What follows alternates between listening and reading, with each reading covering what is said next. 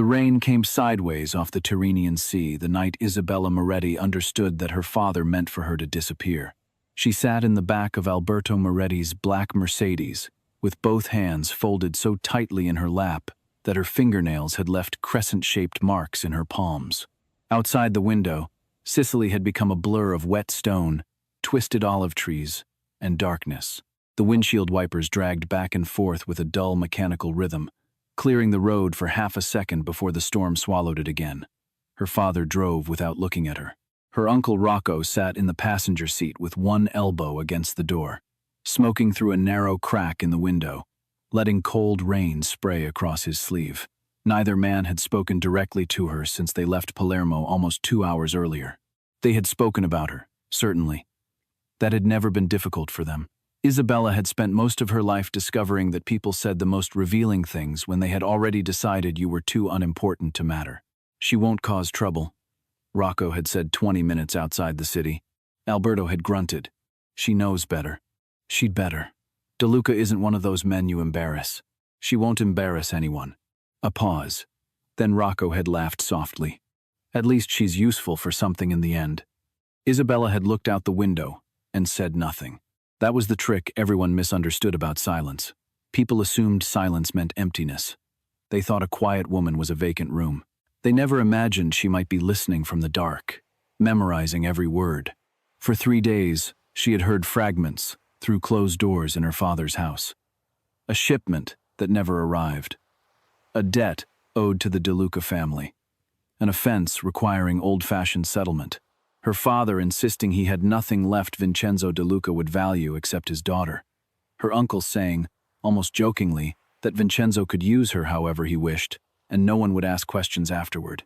Isabella had listened from the corridor with a stack of invoices in her arms, while the men who shared her blood negotiated her future as though selling a damaged horse. She had tried to convince herself she misunderstood. Then, that afternoon, her father had entered the small bookkeeping room where she worked, and told her to put on the gray dress hanging outside her bedroom. "Where are we going?" she had asked. He had stared at her as though even the question irritated him. "You'll know when we arrive. What about tomorrow's accounts? You won't need to worry about them anymore." That was when she knew. Now the car climbed higher above the coast. Through breaks in the storm, Isabella could see the sea far below, black except where lightning briefly turned the water silver. Her stomach twisted. She was 26 years old. In 5 weeks she would turn 27. She had no husband, no children, very little money of her own, and no one she trusted enough to call. Her mother had been dead 4 years. Since then, the Moretti house had become a place in which Isabella existed mainly because someone had to balance the accounts and remember which bills had been paid. Her father called her lazy because she was soft-bodied. Her aunt called her unfortunate because she had inherited her mother's wide hips and full figure. Her cousins laughed whenever a dress fitted tightly across her stomach. At family gatherings, people discussed diets while looking directly at her. Men rarely courted her, partly because Alberto discouraged them, and partly because the same family that depended on Isabella's intelligence had spent years spreading the idea that she was slow, shy, and somehow defective. She had learned to shrink without becoming smaller. She had learned to enter rooms without demanding space. She had learned to keep her eyes lowered while missing nothing. The road narrowed. Then the iron gates appeared. They were enormous, black bars rising from ancient stone pillars. 2 armed men stood beneath the rain beside the entrance. One stepped forward, recognized the car, and lifted a hand. The gates opened. Isabella's heartbeat changed. The estate beyond was not merely large. It seemed to belong to another century. The road wound upward between cypress trees toward an immense pale stone mansion standing above the sea. Hundreds of windows glowed amber against the storm. Lamps burned along every terrace. Candlelight flickered through high arched windows. The entire house seemed illuminated from within, as though darkness itself were forbidden to enter. And waiting along the drive were men, dozens of them, black suits, dark coats, motionless faces. The DeLuca family. The name had lived in Isabella's imagination since childhood. Vincenzo DeLuca. There were men in Palermo who crossed streets to avoid saying his name near the wrong ears. Her father had once stopped an argument in the middle of dinner because someone mentioned Vincenzo's business dealings and Alberto feared the walls might carry sound. The stories changed depending on who told them. Some said Vincenzo had taken control of the De Luca organization at 19 after his mother was murdered. Others said he had personally ended a war that had lasted 2 generations. He owned shipping routes, hotels, olive estates, warehouses, judges, politicians, secrets. Men who frightened other men became careful in his presence. Isabella had never met him. Tonight her father was delivering her to him. The Mercedes stopped at the bottom of broad marble steps. Nobody moved for several seconds. Then Alberto spoke. "Get out." Isabella stared at the back of his head. He still did not turn around. "Papa." It was the first time she had called him that in months. Something tightened in his shoulders. "What?" Her throat felt dry despite the damp air filling the car. "Am I coming home?" Rocco stopped smoking. For one heartbeat, the only sound was the rain hammering the roof. Alberto finally looked at her, through the rear-view mirror. His expression contained no grief, no shame, only impatience. No. One word. It should have hurt more than it did. Perhaps there were wounds so deep the final knife barely mattered. Rocco opened his door, came around the car, and yanked Isabella's door open. Rain struck her instantly. "Move." Her legs would not obey. Rocco leaned down. "Don't start making scenes now." "I'm not." "Then get out." Isabella stepped onto the wet gravel. The gray dress was soaked almost immediately. Cold fabric clung to her thighs. Her hair, which Signora Moretti had insisted she pin neatly before leaving, began slipping loose around her face. The armed men watched. She wanted to disappear. Instead, she lifted her chin. That, at least, belonged to her. They could drive her here. They could abandon her. They could deliver her into the hands of a man Sicily called a monster. But they would not watch her crawl. She began walking. 2 lines of De Luca men formed a corridor toward the house. Rainwater ran from their shoulders. Some looked curious. Some looked indifferent. One younger man glanced away when she passed, almost as though embarrassed for her. Halfway to the steps, Isabella saw the man waiting at the top. She knew immediately. Vincenzo De Luca stood beneath the great stone arch, without an umbrella. He wore black from throat to shoes, a tailored suit beneath a long, dark coat. He was taller than she expected, broad through the shoulders without appearing bulky. His hair was nearly black and swept away from his forehead. At 35, he was younger than the monster she had imagined, and far more controlled. There was no visible scar cutting across his face, no theatrical cruelty, no jewels, no gold rings. His stillness was worse. Everyone else seemed to move around him even when they stood perfectly still. Vincenzo simply occupied the center of things. Lightning illuminated the courtyard. For one instant, Isabella saw his face clearly.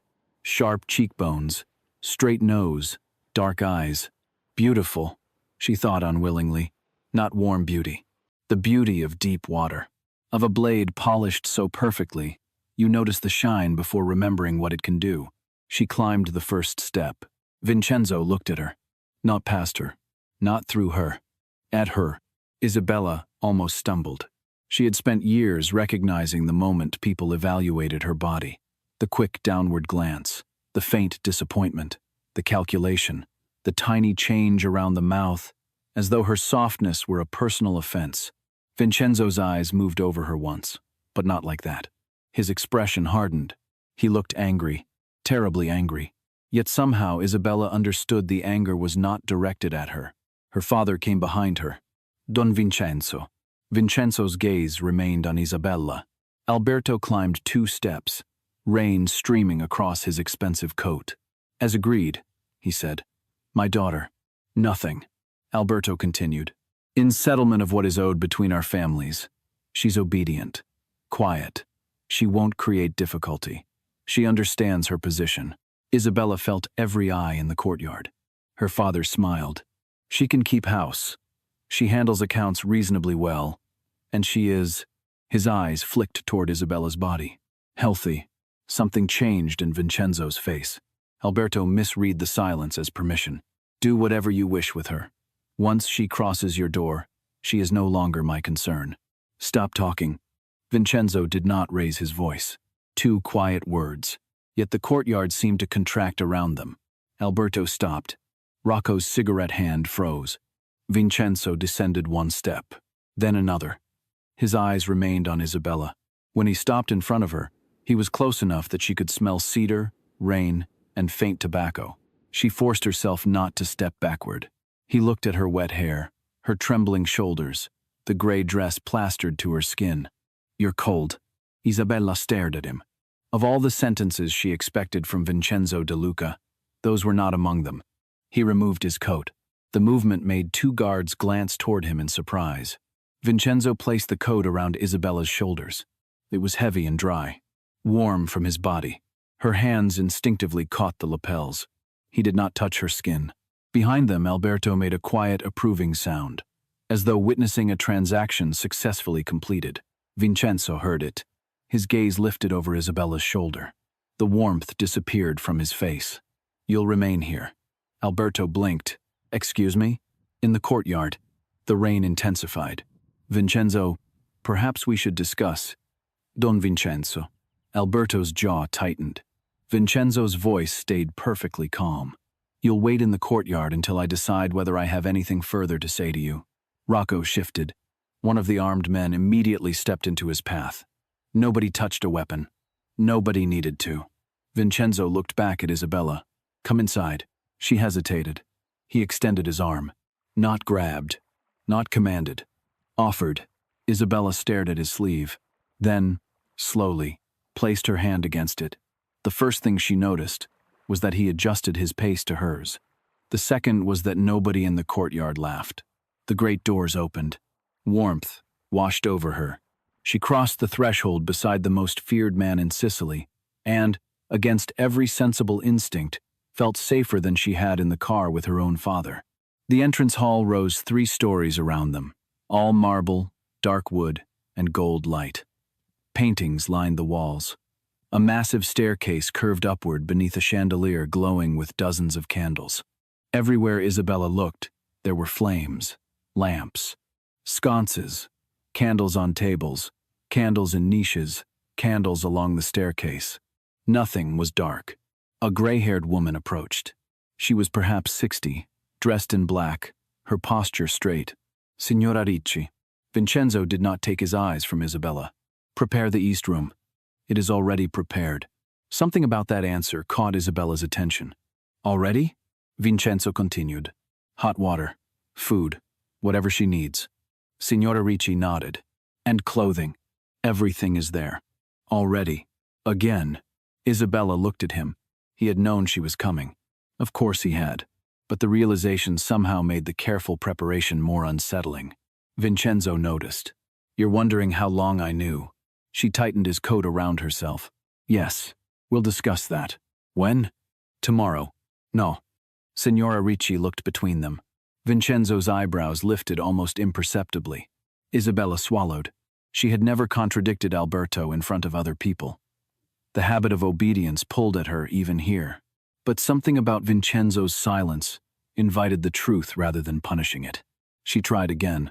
"I don't want to wait until tomorrow. You're exhausted. I won't sleep anyway." For the first time, something almost human touched his expression. Not amusement exactly. Recognition. "You're stubborn." "So I'm told. By your father?" "Usually people say quiet." "And are you?" "Quiet?" "Yes." She looked at him. "No." The faintest movement touched his mouth, then vanished. "Signora Ricci will take you upstairs." "Why are you being kind to me?" That stopped him. Isabella heard Signora Ricci take a careful breath. Vincenzo looked at her fully. "What makes you think I'm being kind?" "You gave me your coat. You were freezing. You embarrassed my father. He embarrassed himself. You prepared a room. I have many rooms. Clothes." His eyes sharpened. Isabella continued. "You knew my size." Now Signora Ricci definitely looked away. Vincenzo was silent. Isabella's courage increased because she had finally found the question beneath all the others. "You paid for me." His face changed. "I did not. My father said, your father says many things. I heard enough before tonight. There was a debt. He offered me to settle it. You accepted." Vincenzo stepped closer.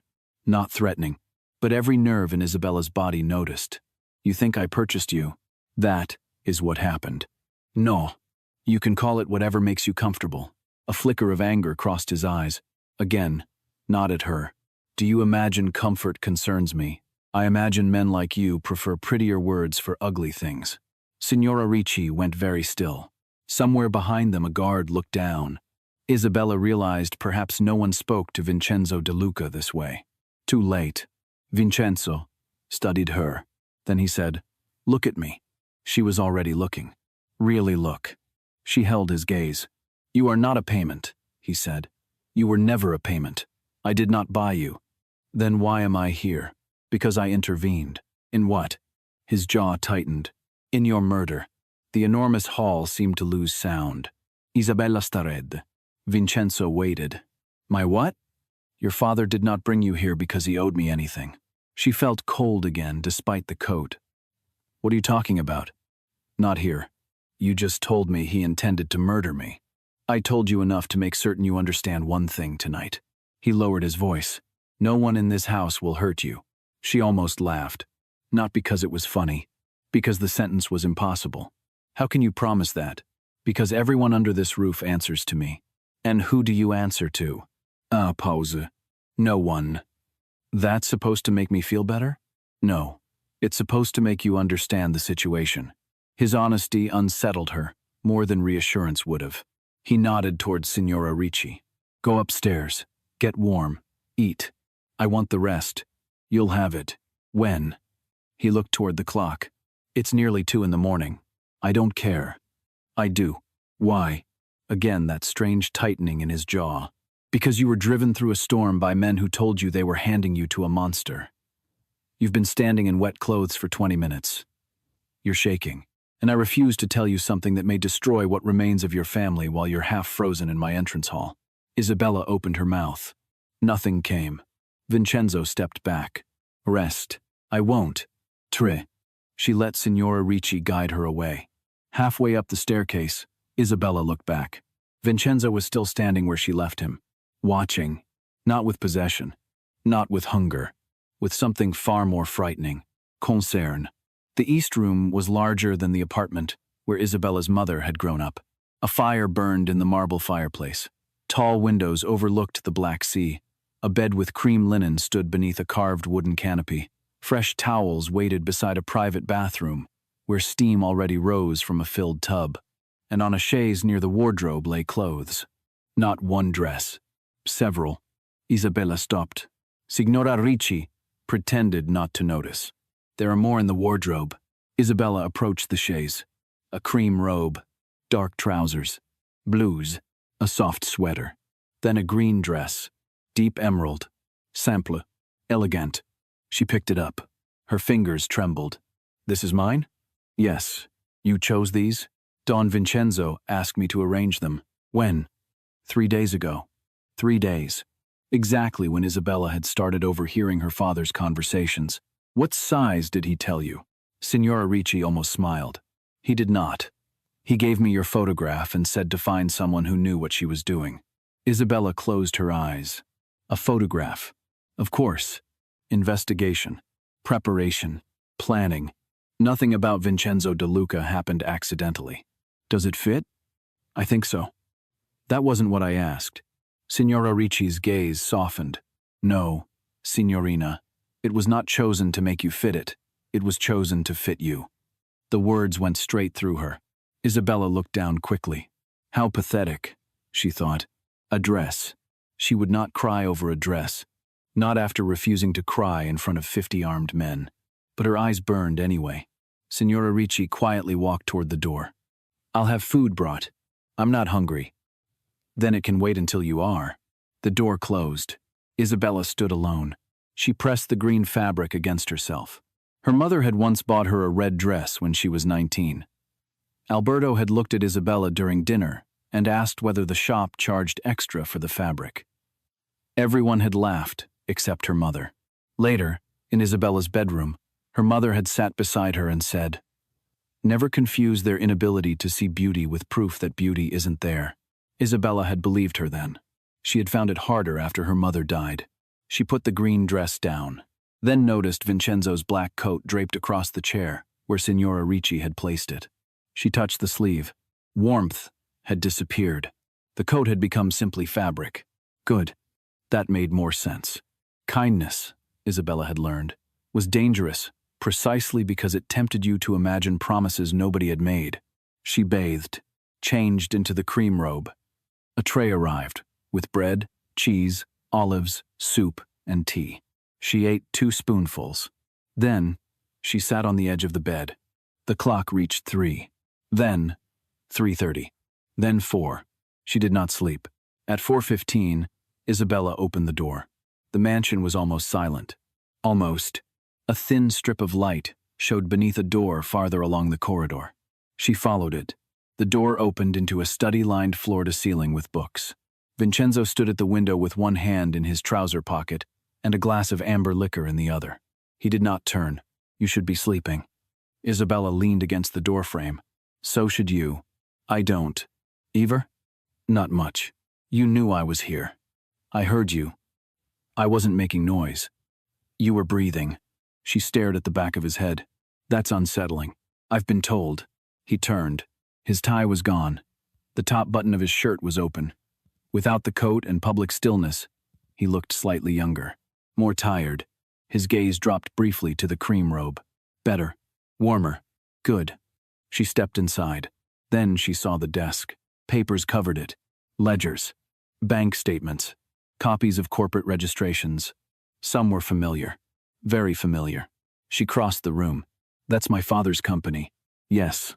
She picked up one page. You have our banking records. Yes. Another. That is a private shipping account. Yes. How? Vincenzo took a drink.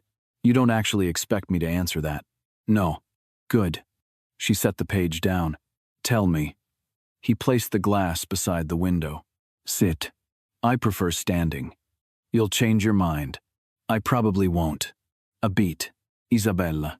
Something about the way he said her name made her obey. She sat. Vincenzo came behind the desk but did not sit immediately. There is no debt between the Moretti family and the De Luca family. She frowned. No blood debt? No financial debt. My father said, your father invented a shipment. Then he invented a theft. Then he invented an obligation that supposedly required compensation. Why? Because people understand debt. So, they understand honor even more. He sat opposite her. If a man in your father's circle announces that he is giving his daughter away because he dislikes her, people gossip. If he announces she must be surrendered to settle a dangerous family obligation, people call it unfortunate tradition and look the other way. Her stomach tightened. Why would he need people looking away? Vincenzo reached for a photograph. He slid it across the desk. Isabella's breath stopped. Her mother, young, perhaps 23, laughing at the camera, holding an infant Isabella in her arms. Where did you get this? Your mother's attorney.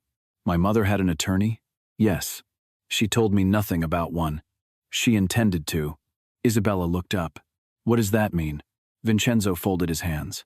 Your mother came from more money than your father ever admitted. I know her parents owned land. 3 coastal properties, 2 apartment buildings in Palermo, shares in several shipping companies, investment accounts, bonds. Isabella blinked. How much? Enough. That is not a number. One eyebrow lifted. Several million euros. The words barely registered. My mother didn't have several million euros. Your mother did. No. She did. My father would have known. He knew. Then where is it? In trust. Isabella's mouth went dry. For whom? Vincenzo did not answer immediately. That was answer enough. She stared at him. No. For you. No. Your mother created it 8 months before she became ill. Alberto could not access the principal. He receives no ownership. He cannot sell the land. He cannot transfer the investments. Isabella stood abruptly. The chair scraped behind her. This is absurd. I have the documents. She would have told me. She died before the conditions were fulfilled. What conditions? You gained full control at 27. The room went still. Isabella heard the fire crack once. My birthday. In 5 weeks. She looked at the photograph again. Her mother's smiling face blurred. Vincenzo continued gently. Until then, the trust remains protected. And after? It becomes yours outright. Isabella shook her head. I don't understand what this has to do with my father bringing me here. Vincenzo's expression hardened. If you die before taking control, the trust follows a secondary clause. What clause? Your surviving legal parent becomes beneficiary of several remaining assets. The air left her lungs. She stared. No. Vincenzo did not move. No, she repeated. I'm sorry. No. Isabella. He wouldn't. The sentence sounded childish. She hated herself for saying it. Vincenzo said nothing. Her voice lowered. He is cruel. He resents me. He has always resented me. But murder? She laughed once, broken and disbelieving. For money? Not merely money. How do you know? Because 3 weeks ago, Alberto came here. She froze. He proposed the debt story himself. Vincenzo opened a file. He believed my reputation would solve several problems at once. You disappear publicly into De Luca territory. Nobody questions why you no longer attend family events. Nobody asks why you stop answering correspondence. Everyone assumes you belong to me now. Isabella's fingers went cold. And then? Vincenzo looked directly at her. And then he expected you to die. Silence. How? He didn't care. She looked away. The study blurred. She remembered her father at breakfast last week, complaining about the price of oranges. She remembered balancing his accounts while he ate beside her. She remembered him asking whether she had signed a supplier's invoice. Ordinary things. That was the horror. A man could plan his daughter's death and still complain about oranges. She gripped the desk. So you accepted? Yes. The word cut through everything. Her head snapped toward him. You accepted his plan. I accepted his offer. To kill me? To make him believe I would. Why? Because if I refused immediately, Alberto would choose another method. You could have warned me. And then? I could leave. Where? Anywhere. With what money? She opened her mouth. Nothing came. Vincenzo continued. Your accounts are monitored by your father. Your passport was in his office until yesterday. You have no property in your name. Every relative you might approach answers to him socially or financially. How do you know? I investigated you. The directness startled her. How thoroughly? Enough to know you had nowhere safe to go. Anger rose through the shock. So you decided for me. Yes. At least he did not pretend otherwise. You had no right. No. You could have told me before tonight. If I told you and you reacted differently, your father might notice. You mean if I failed your test? I mean if a man who has watched you for 26 years noticed you knew you were being taken somewhere safe, he would change the plan. She glared. So I had to believe I was being delivered to a murderer. His jaw tightened. Yes. That was cruel. Yes. The lack of defense broke something in her anger. Vincenzo leaned forward. I had two choices. Spare you several hours of terror and risk your father changing methods, or let him believe every detail of his plan was working until you crossed my gate. His voice dropped. I chose the version where you survived. Isabella looked at him. And now? Now Alberto believes you are trapped here. Aren't I? Vincenzo reached into his desk. He placed something in front of her. Her passport, then a bank card, then a phone. If you wish to leave tomorrow, I will arrange it. She stared at the items. But you said he'd find me. He might. Then why offer? Because protection without choice is another kind of prison. That sentence landed quietly. She looked at the passport. Would you really let me walk out? Yes, even if you think it would get me killed? His eyes darkened. I would spend every resource I have trying to keep that from happening. But yes. Why? Because your father already decided your life belonged to him. I won't make the same claim simply because my intentions are better. For several moments, Isabella could not speak. Finally, she asked, why do you care? Vincenzo looked toward the photograph. I care about unfinished crimes. That's not an answer. It's enough tonight. No. His mouth almost curved. You have a habit of saying that to me. I discovered recently that you tolerate it. I tolerate very little. Apparently, you tolerate me. His eyes returned to hers. More than I expected. Heat moved through her chest. She hated it. Or wanted to. What happens now? Now we prove everything. You don't already have proof? I have suspicion, accounts, conversations, and a structure. Enough to know what Alberto intends, not enough to destroy him completely. Destroy him. You expected me to say, forgive him? No. Good. Vincenzo gestured toward the documents. Your father has been preparing something for years. Shell companies, unexplained payments, legal retainers, medical expenses belonging to no one in his household. I have people who can obtain records. He looked at her. What I don't have is someone who understands Alberto Moretti's books better than Alberto Moretti. Isabella started. You want me to help? I want you to decide. With what? Whether we tear his plan apart. Something shifted inside her. For 4 years, she had sat behind a desk. While men handed her documents without imagining, she might understand the lives hidden inside the numbers. She reached for the nearest ledger. What year? Vincenzo's eyes narrowed. Excuse me? These records. What year do they begin? 4 years ago. She opened the ledger. That's when my mother died. Yes. Give me everything. He stood.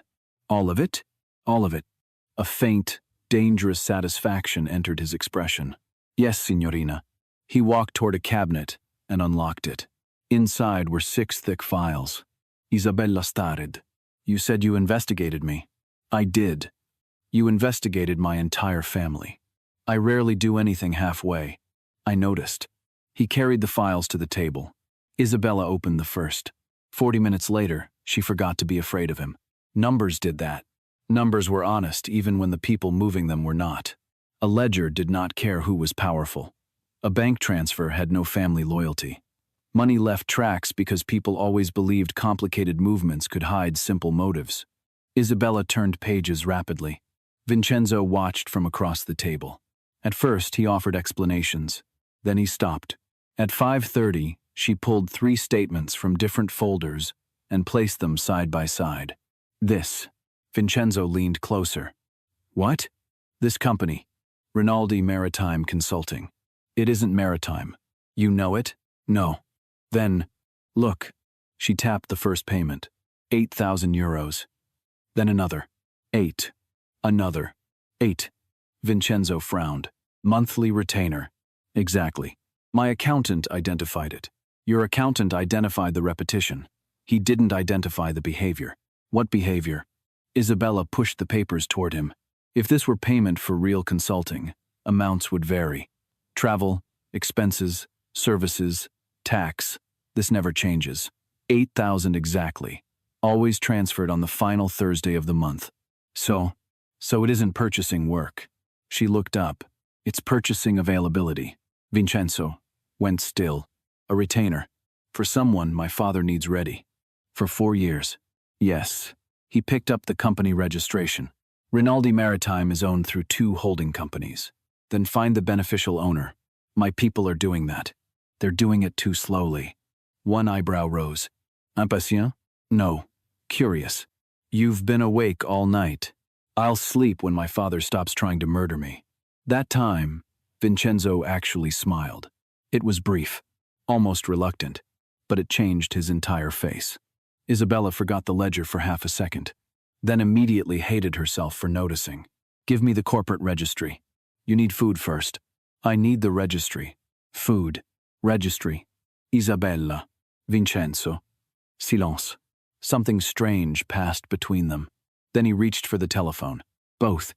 By morning, Signora Ricci entered carrying coffee and found the most feared man in Sicily sitting beside Isabella Moretti while she explained to him why 3 apparently unrelated companies were actually one. That became their rhythm. Days turned into nights at the library table. Vincenzo's people brought files. Isabella dismantled them. Rinaldi Maritime led to a Palermo attorney named Cesare Falcone, a specialist in guardianships, competency petitions, and estate disputes. The discovery made Isabella physically ill. She found the first document herself, a draft medical petition. Her name appeared at the top. Isabella Maria Moretti. She read it once. Then again. Words blurred. Emotionally unstable. Unable to manage financial affairs. History of depressive episodes. Social withdrawal. Impaired judgment. Potential danger to herself. This is false. Vincenzo stood behind her. I know. I've never seen this doctor. We know.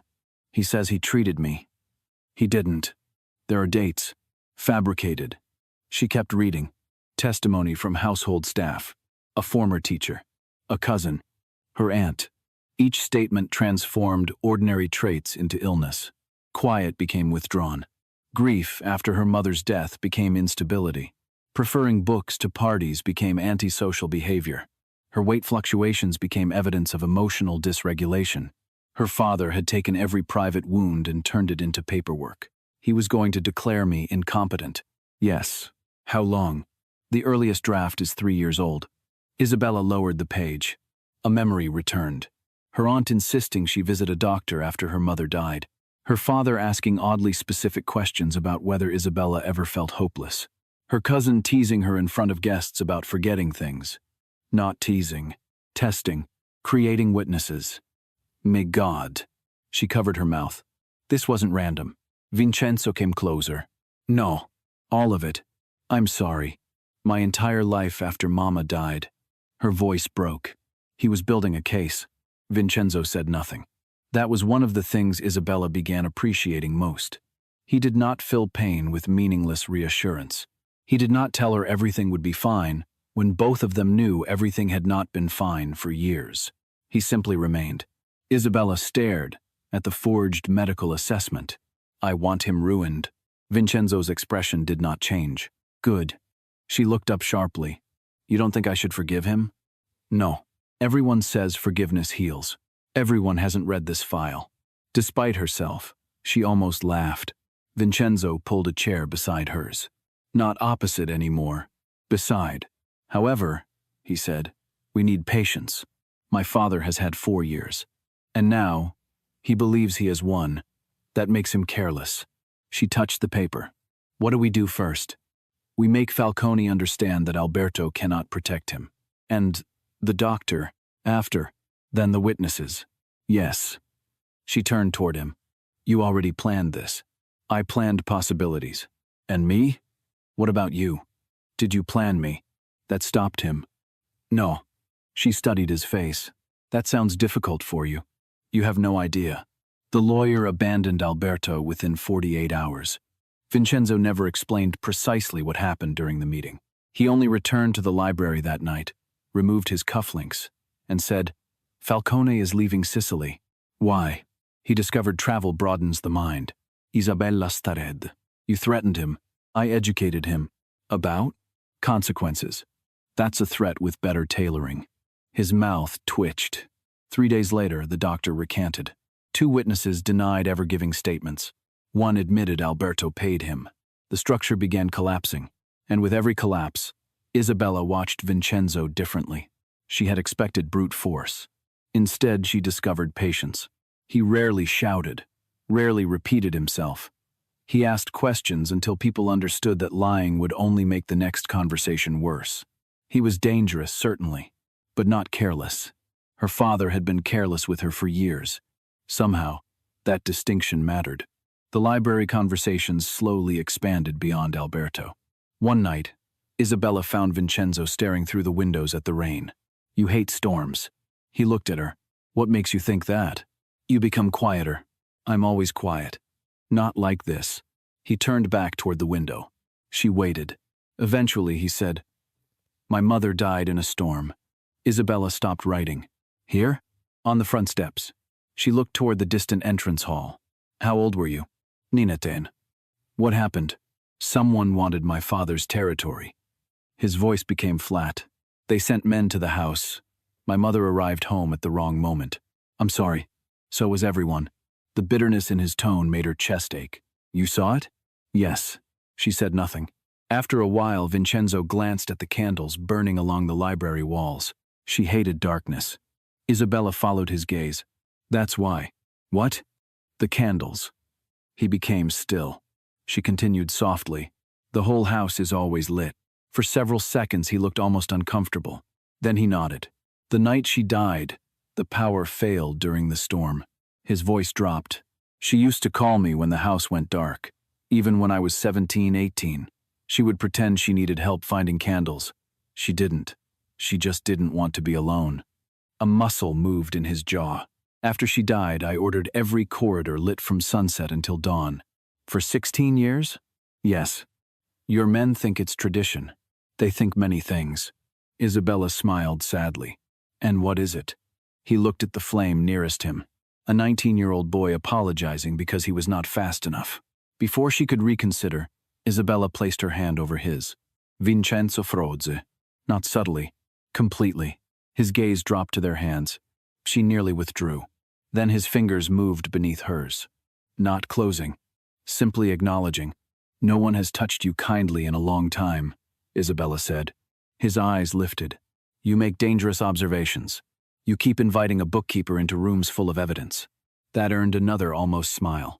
Neither removed their hand for several seconds. After that, the distance between them changed. Not dramatically.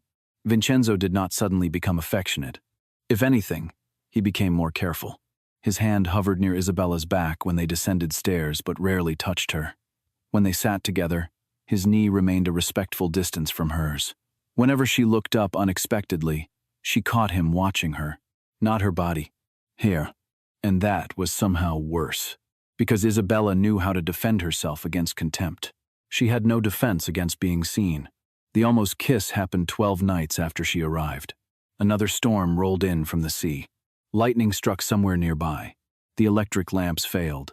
For one strange instant, the great De Luca mansion became dark. Then servants began lighting emergency candles. Isabella stood alone in the library. Vincenzo appeared in the doorway. Are you all right? Yes. He crossed toward her.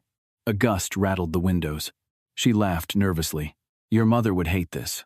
Something softened in his expression. She would. A strand of Isabella's hair had fallen across her cheek. Vincenzo lifted his hand.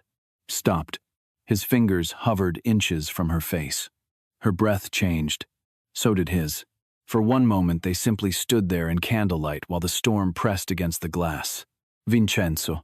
His eyes dropped to her mouth, then closed briefly. He lowered his hand. I told you no one in this house would touch you without permission.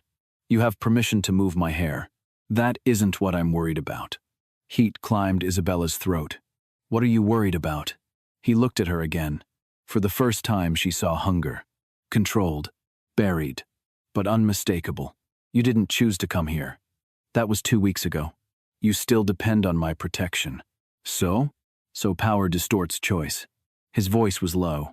If I touch you now, if I kiss you now, there will always be a part of me wondering whether you wanted me or whether you wanted safety. And if I know? That isn't enough. For whom? For me. Isabella's heartbeat thudded. What if I choose later? Vincenzo stepped back, his expression almost pained. Then God help us both. He left the library. Isabella stood alone beneath the candlelight and realized the most romantic thing any man had ever done to her was refuse to kiss her. 3 days later, she saw the monster. She had gone looking for Vincenzo after dinner. Signora Ricci said he was in the lower wing. Isabella followed voices down a narrow staircase she had never used. The corridor below smelled of stone and damp earth. One door stood partly open. A man was kneeling inside. Isabella recognized him. Marco, one of Vincenzo's guards. His face was bruised. 2 men stood behind him. Vincenzo stood in front. No jacket. Sleeves rolled to his forearms. There was blood on one hand. Isabella stopped. You sold the route, Vincenzo said. Marco shook his head frantically. No. 3 men knew the route. I swear. 1 is dead. Marco stopped. The second is my cousin. Silence. Vincenzo crouched. So, unless blood has become less reliable while I wasn't paying attention, that leaves you. Vincenzo, please. 2 men died. I didn't know they would. That sentence ended whatever mercy remained. Vincenzo rose. His face emptied. What followed happened quickly. Isabella would remember pieces. A confession. A name. Vincenzo striking him once. Not wildly. Precisely. Marco falling. A comment. Men dragging him toward another door. Blood on the stone. Then Vincenzo turned. So Isabella.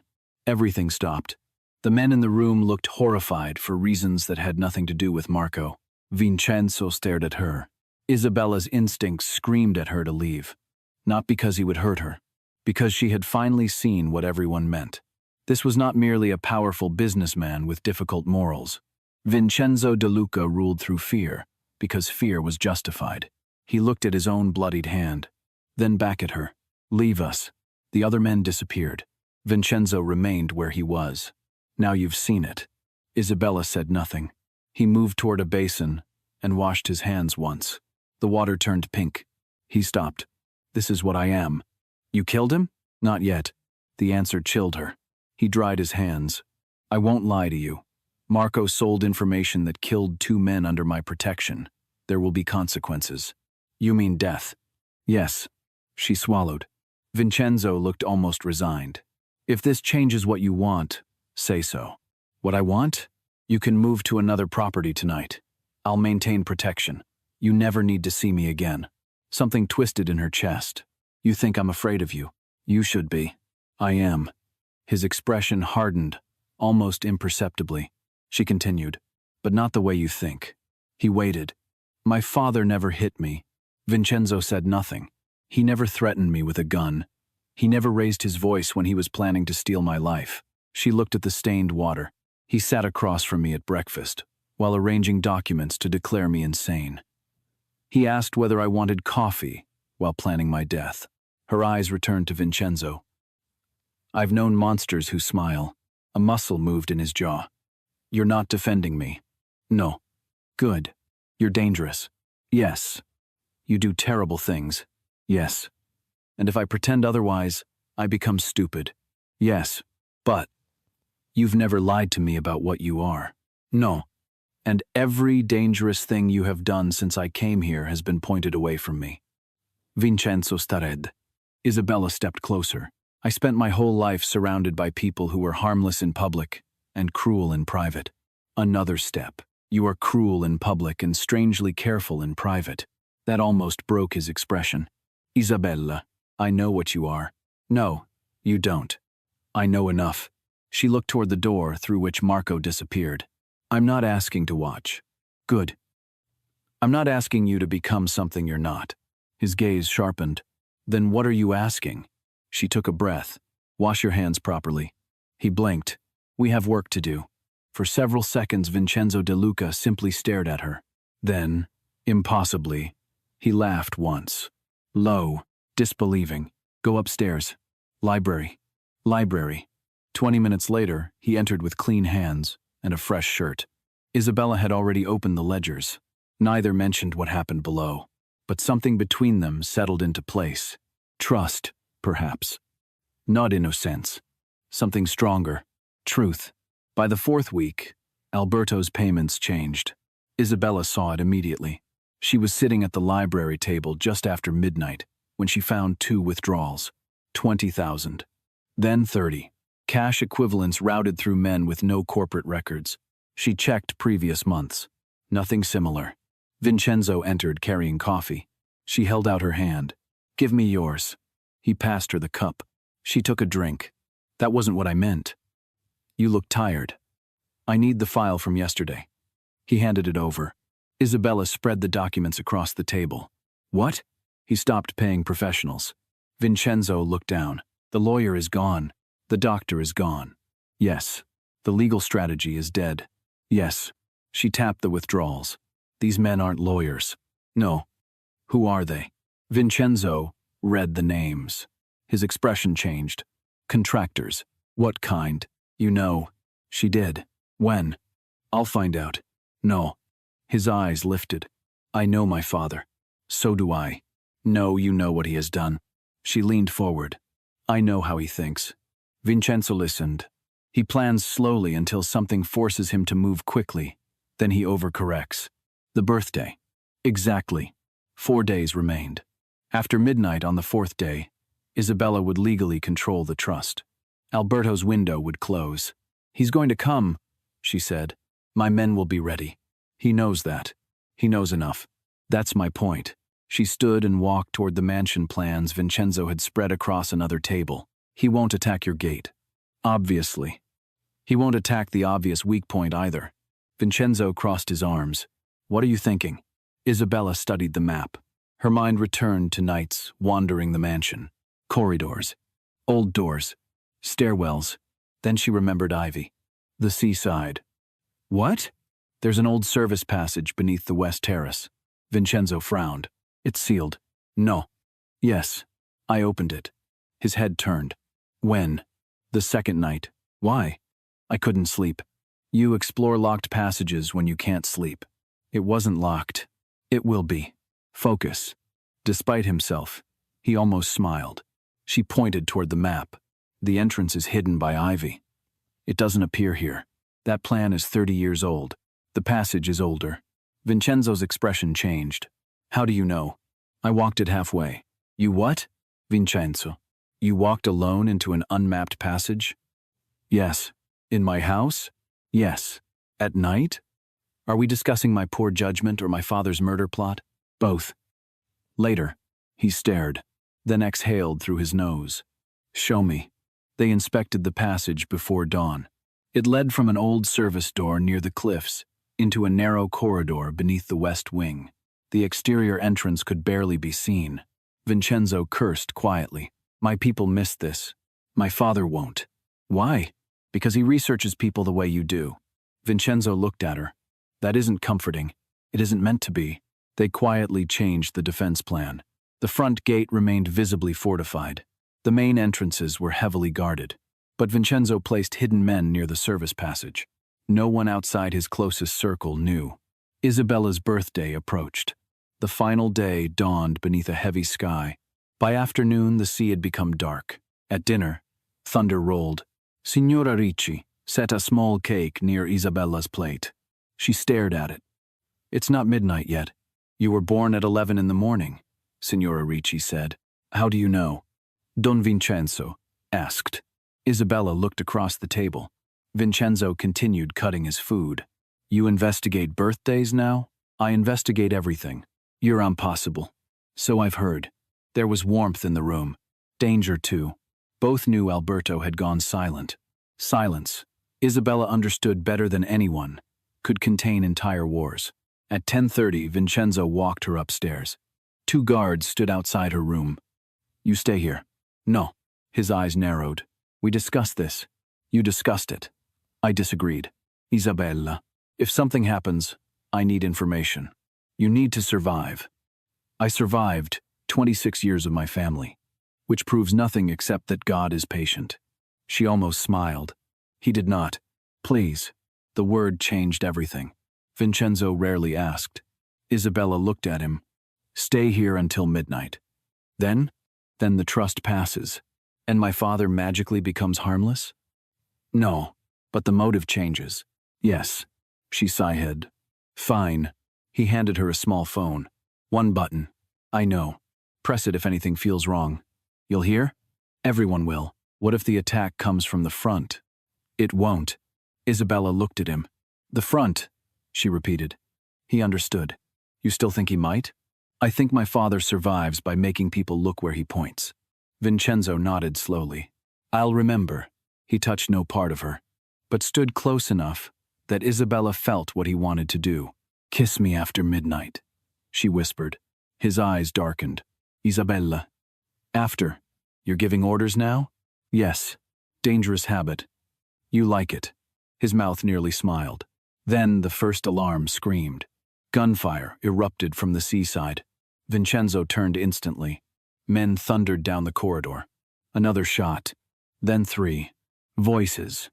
West Passage. Exactly where Isabella predicted. Vincenzo looked back at her. Lock the door. Go. He disappeared. The guards followed instructions, one remaining outside. Isabella locked the door. For several minutes, everything happened far away. Gunshots, shouting, footsteps through stone corridors. She stood in the center of the room, holding the small phone. 11:42. 18 minutes. She tried to breathe. 3 attackers. Someone shouted outside. 3. The number lodged in her mind. 3. 20,000. 30,000. 50,000 total. Too much for 3 ordinary gunmen. Unless they were specialists. But still, her father had spent 4 years preparing. Would he really trust everything to 3 men entering a passage Vincenzo might discover? No. Isabella walked toward the window. Think. The lawyer. The doctor. The false debt. Every plan Alberto created contained layers. One story for the public. One mechanism underneath. A distraction, protecting the real action. The debt concealed the inheritance. The incompetency petition concealed the theft. The service attack. Her blood went cold. Concealed something else. She turned. The guard outside shouted suddenly. Not in alarm. In greeting. A familiar voice answered. Muffled. Then silence. Isabella stared at the door. Her thumb moved over the phone button. The handle turned. Once. Slowly. The lock stopped it. A knock. Signorina? Not Vincenzo. The guard. But his voice sounded wrong. Tight. Don Vincenzo sent me. Isabella said nothing. Signorina? Another voice. Calm. Older. One she had known since before she understood language. Open the door. Isabella. Her heartbeat stopped. Her father. She pressed the button. No sound. No light. Nothing to indicate whether it worked. The lock clicked. From outside, Isabella stepped backward. The door opened. Alberto Moretti entered wearing a dark coat, similar to those worn by Vincenzo's men. A pistol rested in his hand. Behind him, the guard lay unconscious against the wall. Alberto closed the door. For several seconds, father and daughter simply looked at one another. Outside, gunfire continued from the west wing. The distraction. Of course. Isabella's mind moved strangely calmly. Her father had walked through the front, perhaps using forged identification, perhaps aided by someone, perhaps simply moving among defenders while every eye turned toward the service attack. He had done exactly what she warned Vincenzo he might do. Alberto looked around the room. Comfortable. Isabella said nothing. He gave you better rooms than you had at home. Still nothing. Her father smiled. You always did become stubborn when frightened. I'm not frightened. You should be. He lifted the pistol slightly. Isabella looked at the clock. 11:47. 13 minutes. He'll come. Vincenzo. Alberto laughed. He is currently downstairs dealing with 3 men I paid very well to die loudly. Isabella felt sick. You knew about the passage. I know everything important about De Luca. No. His smile faded. What? You know what you paid people to tell you. She saw irritation. Good. Irritation meant conversation. Conversation meant time. You've caused me considerable trouble, Alberto said. How unfortunate. You think this is amusing? No.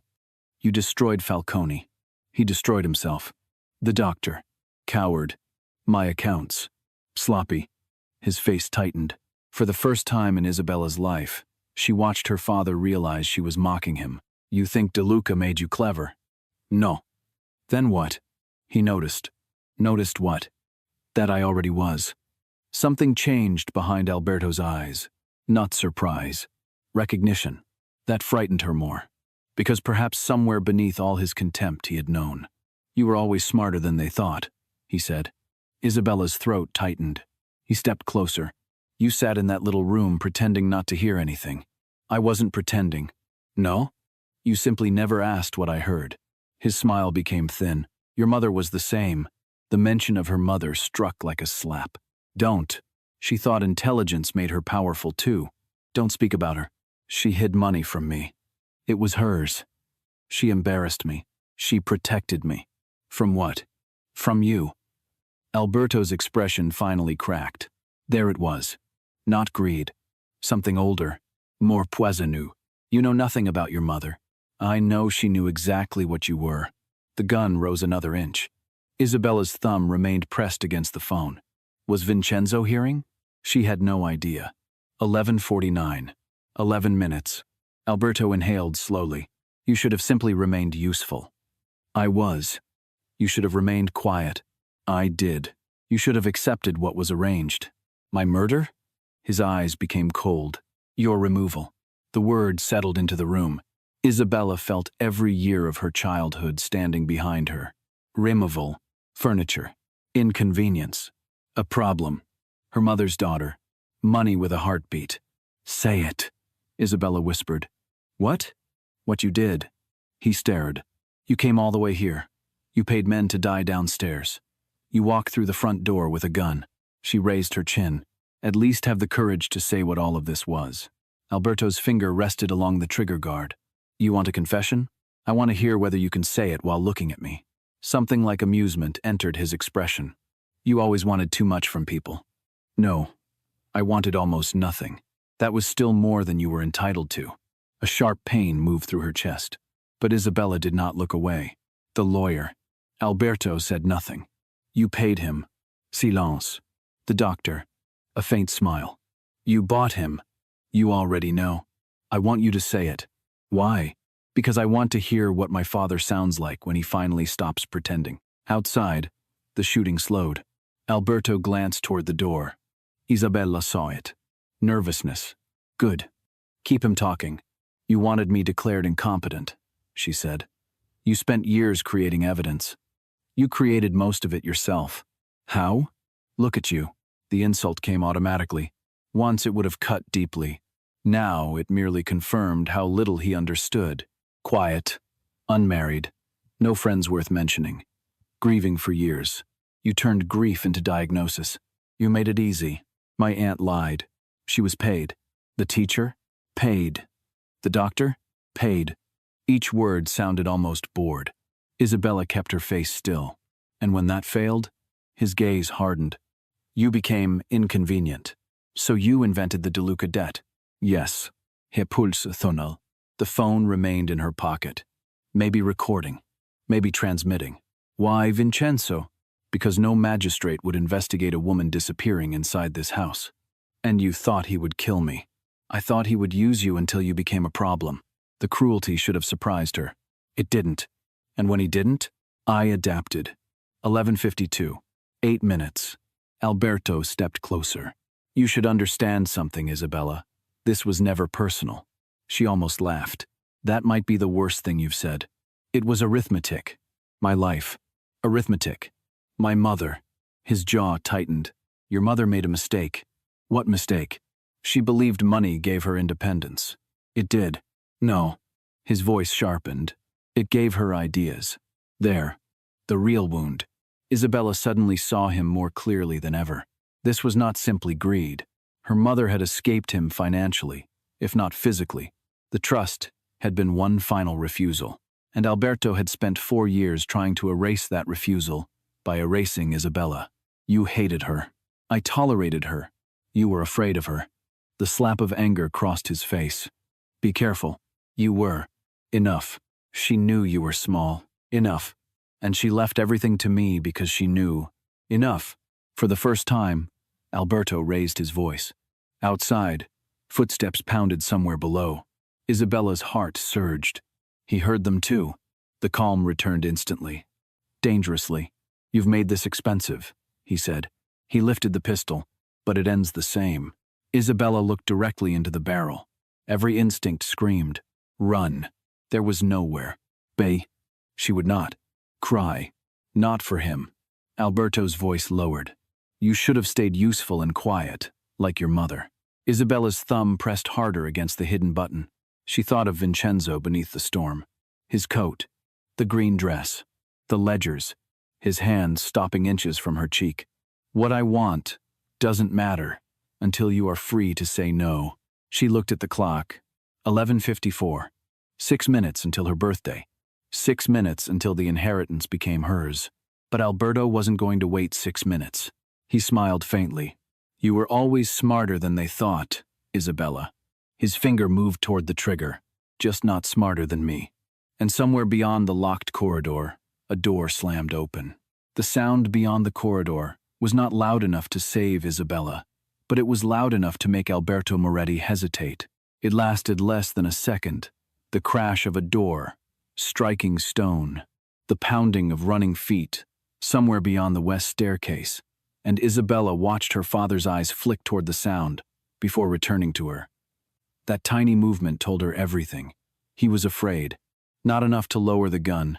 Not enough to abandon what he had spent 4 years building. But enough to remind her that the calm man standing 6 feet away, It's attitude. Alberto was brilliant when he had months to prepare. He was dangerous when he had days. When reduced to minutes, however, he became what he had always accused everyone else of being: emotional. Don't, he said. Isabella realized she had smiled. Don't what? Whatever you're thinking. You spent 26 years telling everyone I don't think. His finger tightened around the pistol, and that was useful. For whom?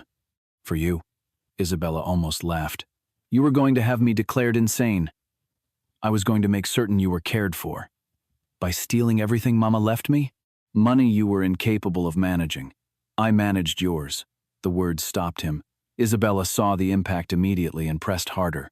For 4 years I kept your company alive. I corrected Rocco's invoices. I found the customs overcharges. I discovered Bellini was stealing from you before you did. I renegotiated the Messina contracts you took credit for. Every month you put papers on my desk because you knew I could understand them, then walked into another room and told everyone I was too stupid to understand my own life. You balanced books. I saved your business.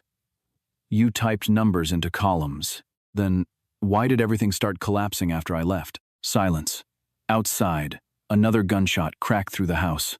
Closer this time. Alberto's eyes flickered. Isabella felt the phone beneath her thumb. She still had no proof the signal had transmitted. No vibration. No sound. Vincenzo had designed it that way. One press. Nothing visible. Nothing that could alert whoever threatened her. She remembered him placing it in her palm 2 nights earlier. If you press this, I come, she had asked. Even if you're in the middle of something. Especially then. She needed to believe him now. More importantly, she needed to give him time. 11:54. 6 minutes. You don't have to do this, she said. Alberto's expression almost became pitying. That sentence sounds more like the daughter I remember. I'm not begging. No? I'm trying to understand whether you have any idea what happens after you pull that trigger. You die. And Vincenzo? He'll be angry. Angry? Powerful men survive anger. You walked into his house during an attack. You put a gun against a woman under his protection. A woman he has known for less than a month. Isabella watched her father carefully. There it was again, the mistake. Alberto understood power as ownership. He could understand Vincenzo protecting property. He could understand a mafia boss defending pride. What he could not understand was attachment without possession.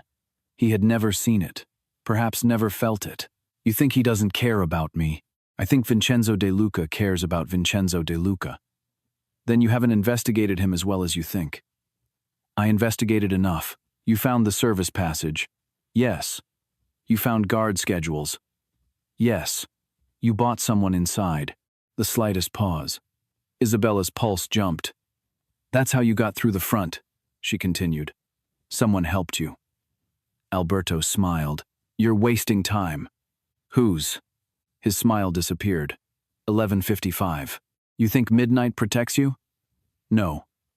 Good, because you won't see it. Then why are you still talking? That hit him. Isabella saw it, in the flare of his nostrils. She had learned something from Vincenzo during those long nights at the library table. Silence could force people to fill it, but provocation could force them to reveal where they hurt. Alberto's deepest weakness was not greed. It was the need to be the cleverest man in every room. You want me frightened, she said. I don't care what you feel. You do. Otherwise, you would have shot me when you opened the door. He lifted the pistol another fraction. Careful. You want me to know you won. I did win. Then explain it. Explain what? How? Isabella took the smallest step sideways, putting the heavy writing desk partially between them without making the movement obvious. You spent 4 years building this. You paid Falcone. You bought Dr. Sarah. You paid Aunt Claudia. You manufactured stories about me. When the legal plan failed, you invented a debt to Vincenzo. Then you hired men to attack the West Passage so you could walk through the front. She tilted her head. 4 years of work, and you're going to end it without anyone understanding how clever you were?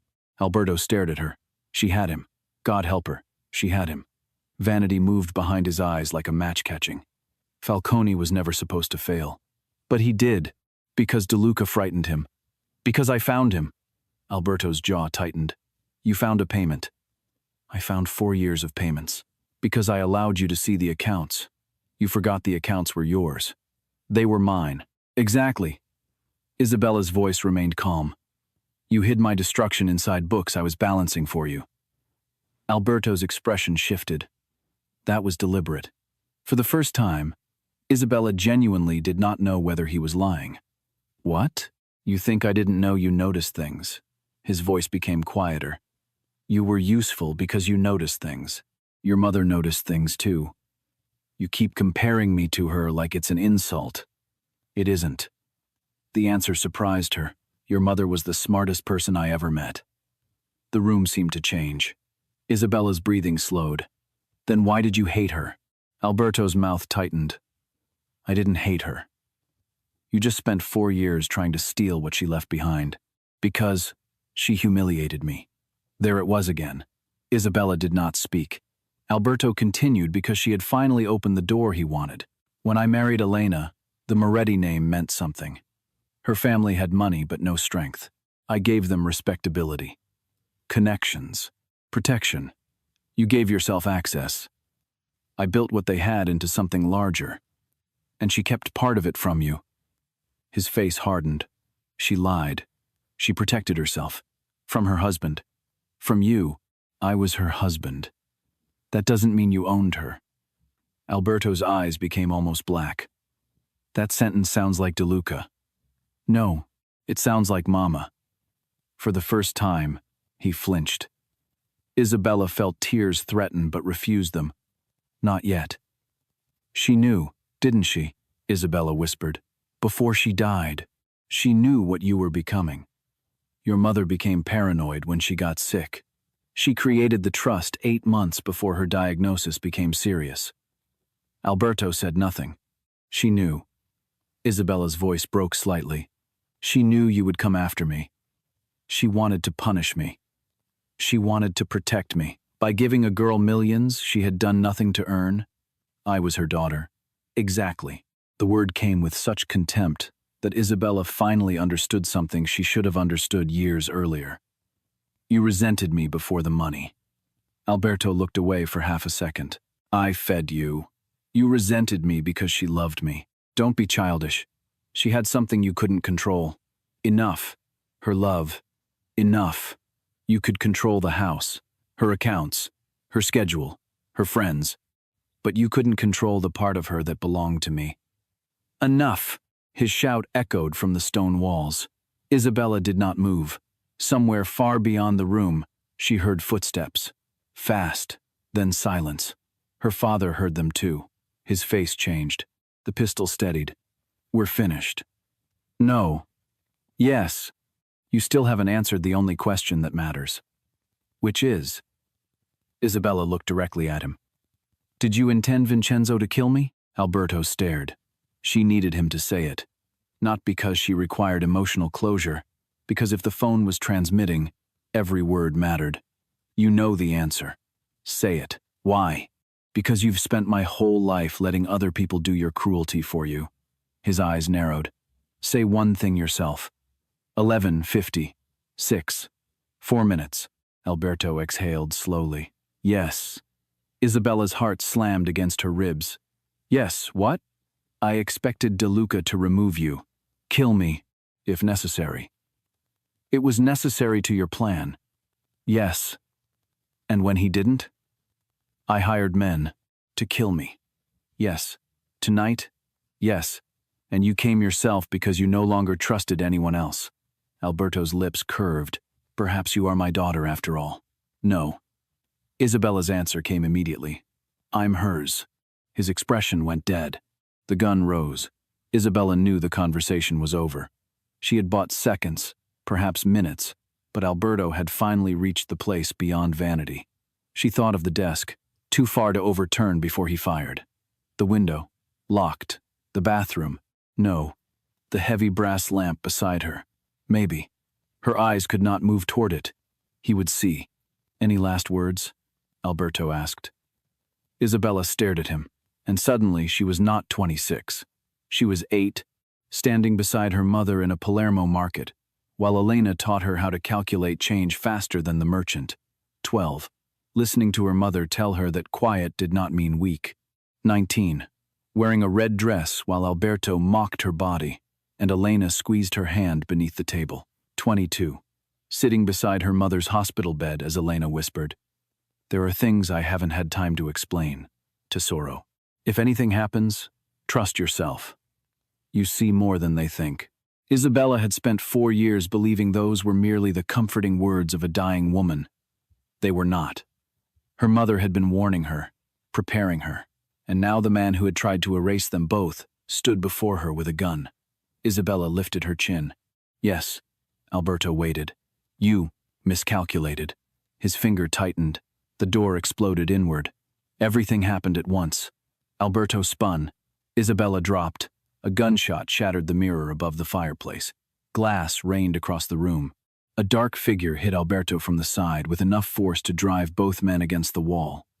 The pistol struck the floor and skidded beneath the bed. Isabella covered her head as another body entered. Then another. Someone shouted her name. Not someone. Vincenzo. Alberto swung wildly. Vincenzo caught his wrist, drove him against the wall, and struck him once across the jaw. Alberto collapsed to one knee. Vincenzo grabbed him by the collar. There was nothing controlled in his face now. Isabella had seen the monster in the lower room.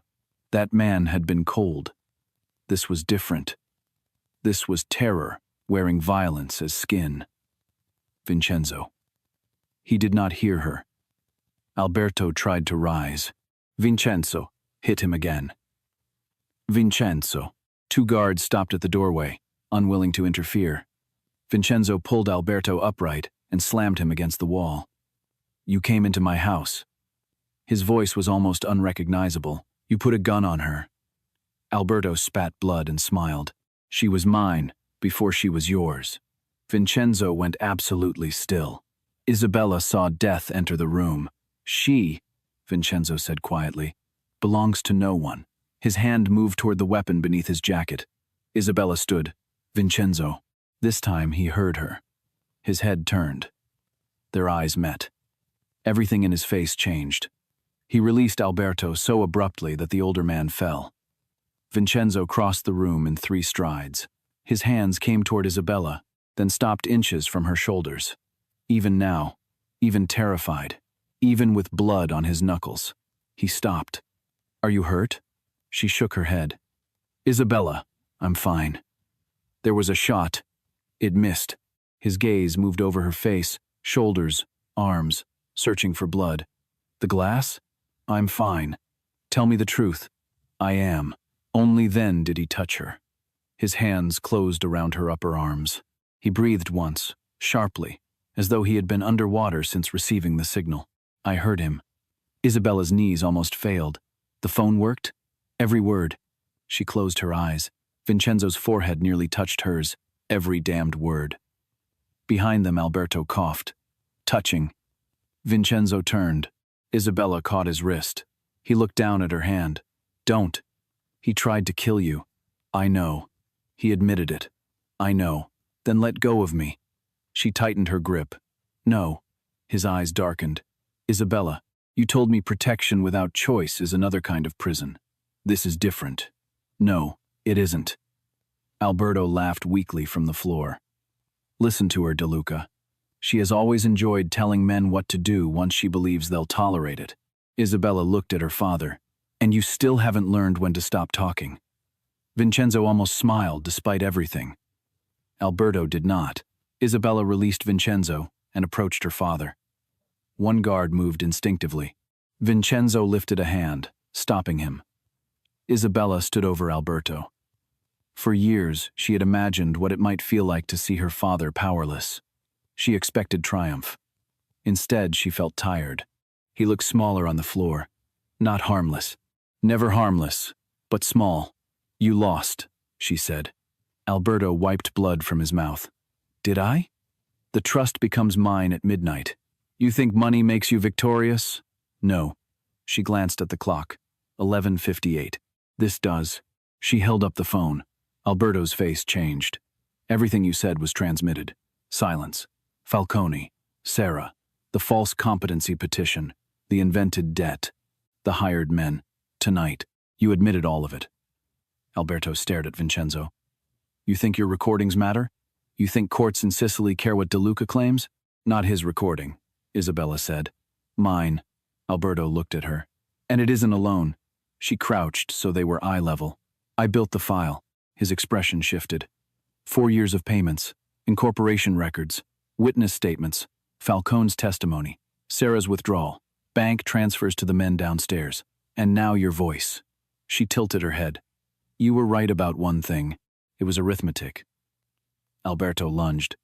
Vincenzo moved faster, but Isabella did not flinch. 2 guards seized her father and dragged him backward. You ungrateful little... Enough! Isabella did not raise her voice. Somehow that made him stop.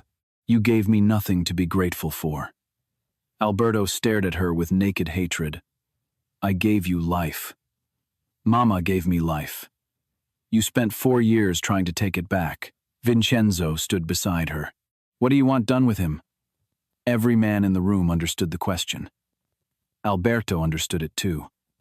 For the first time that night, fear entered his face. Isabella looked at Vincenzo.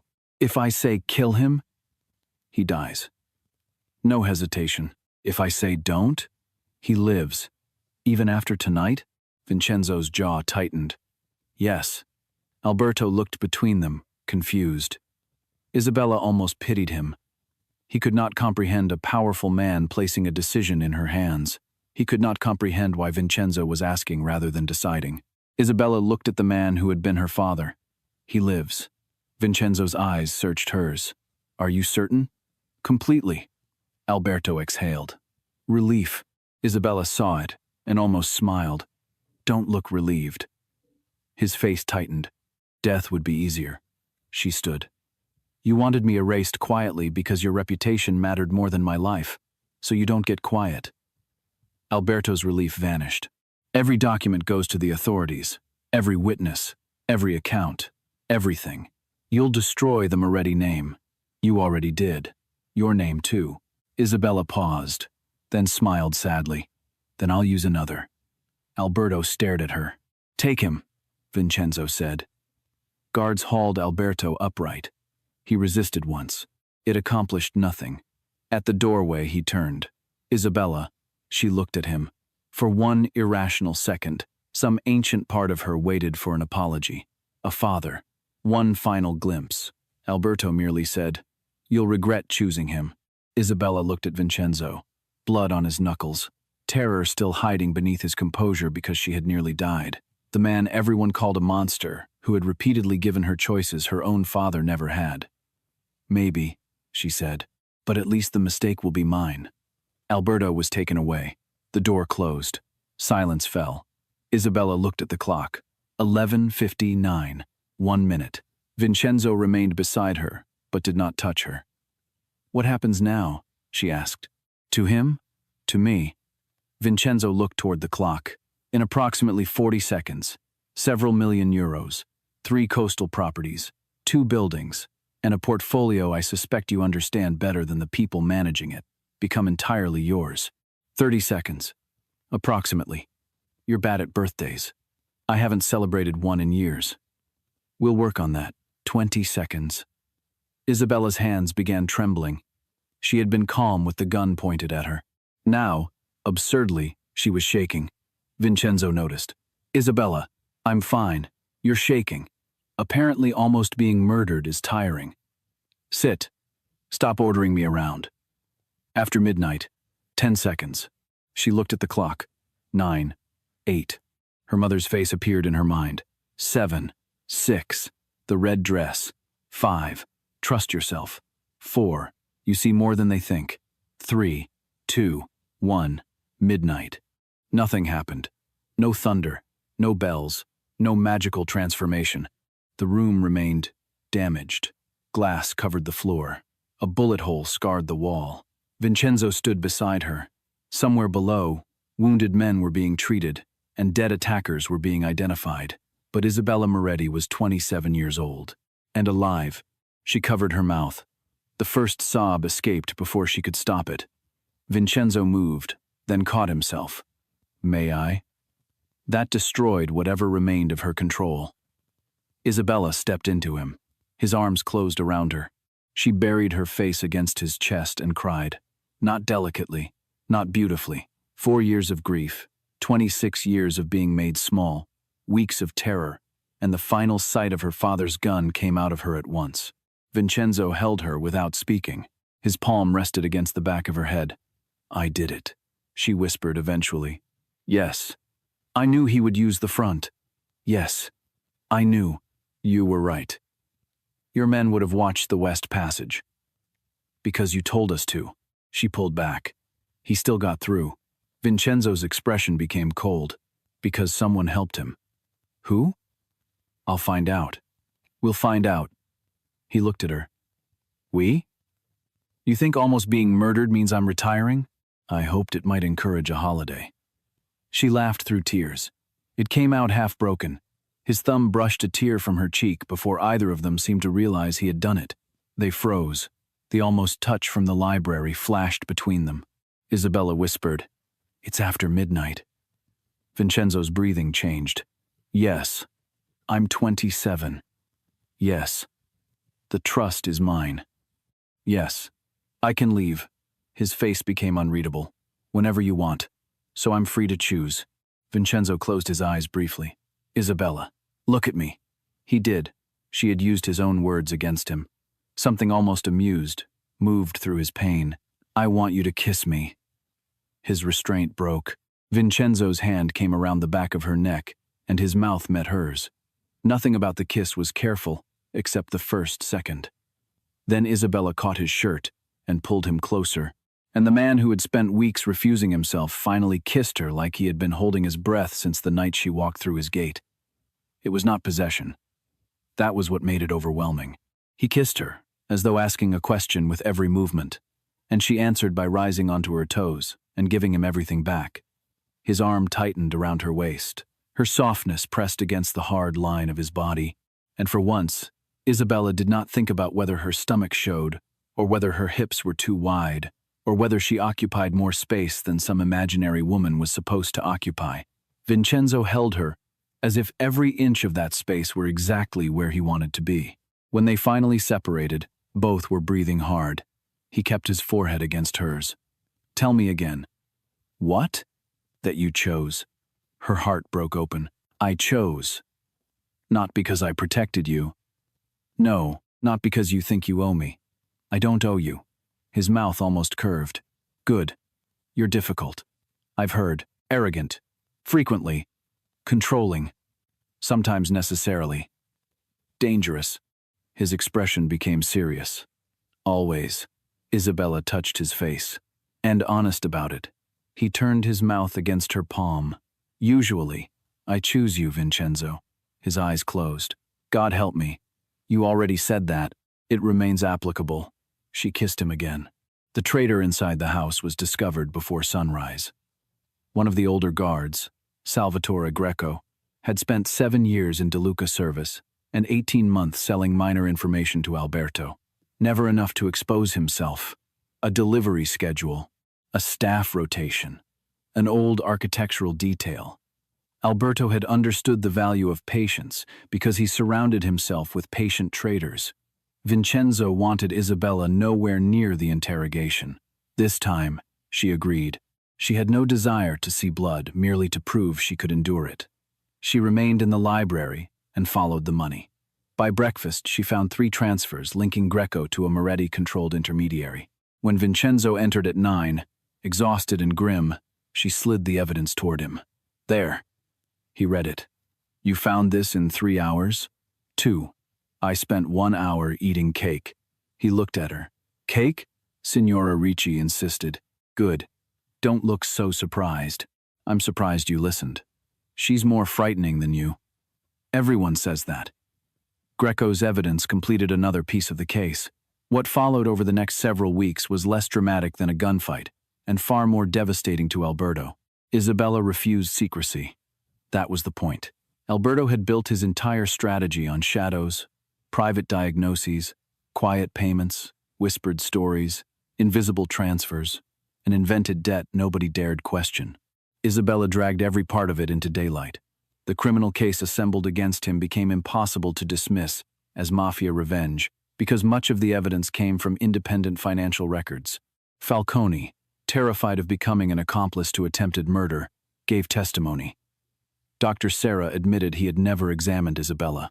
Her Aunt Claudia confessed she had accepted money to exaggerate Isabella's behavior. The hired men who survived the attack were linked through payments. Greco's betrayal connected Alberto directly to the breach. Most damaging of all was Alberto's own voice, calmly admitting what he had done while pointing a pistol at his daughter.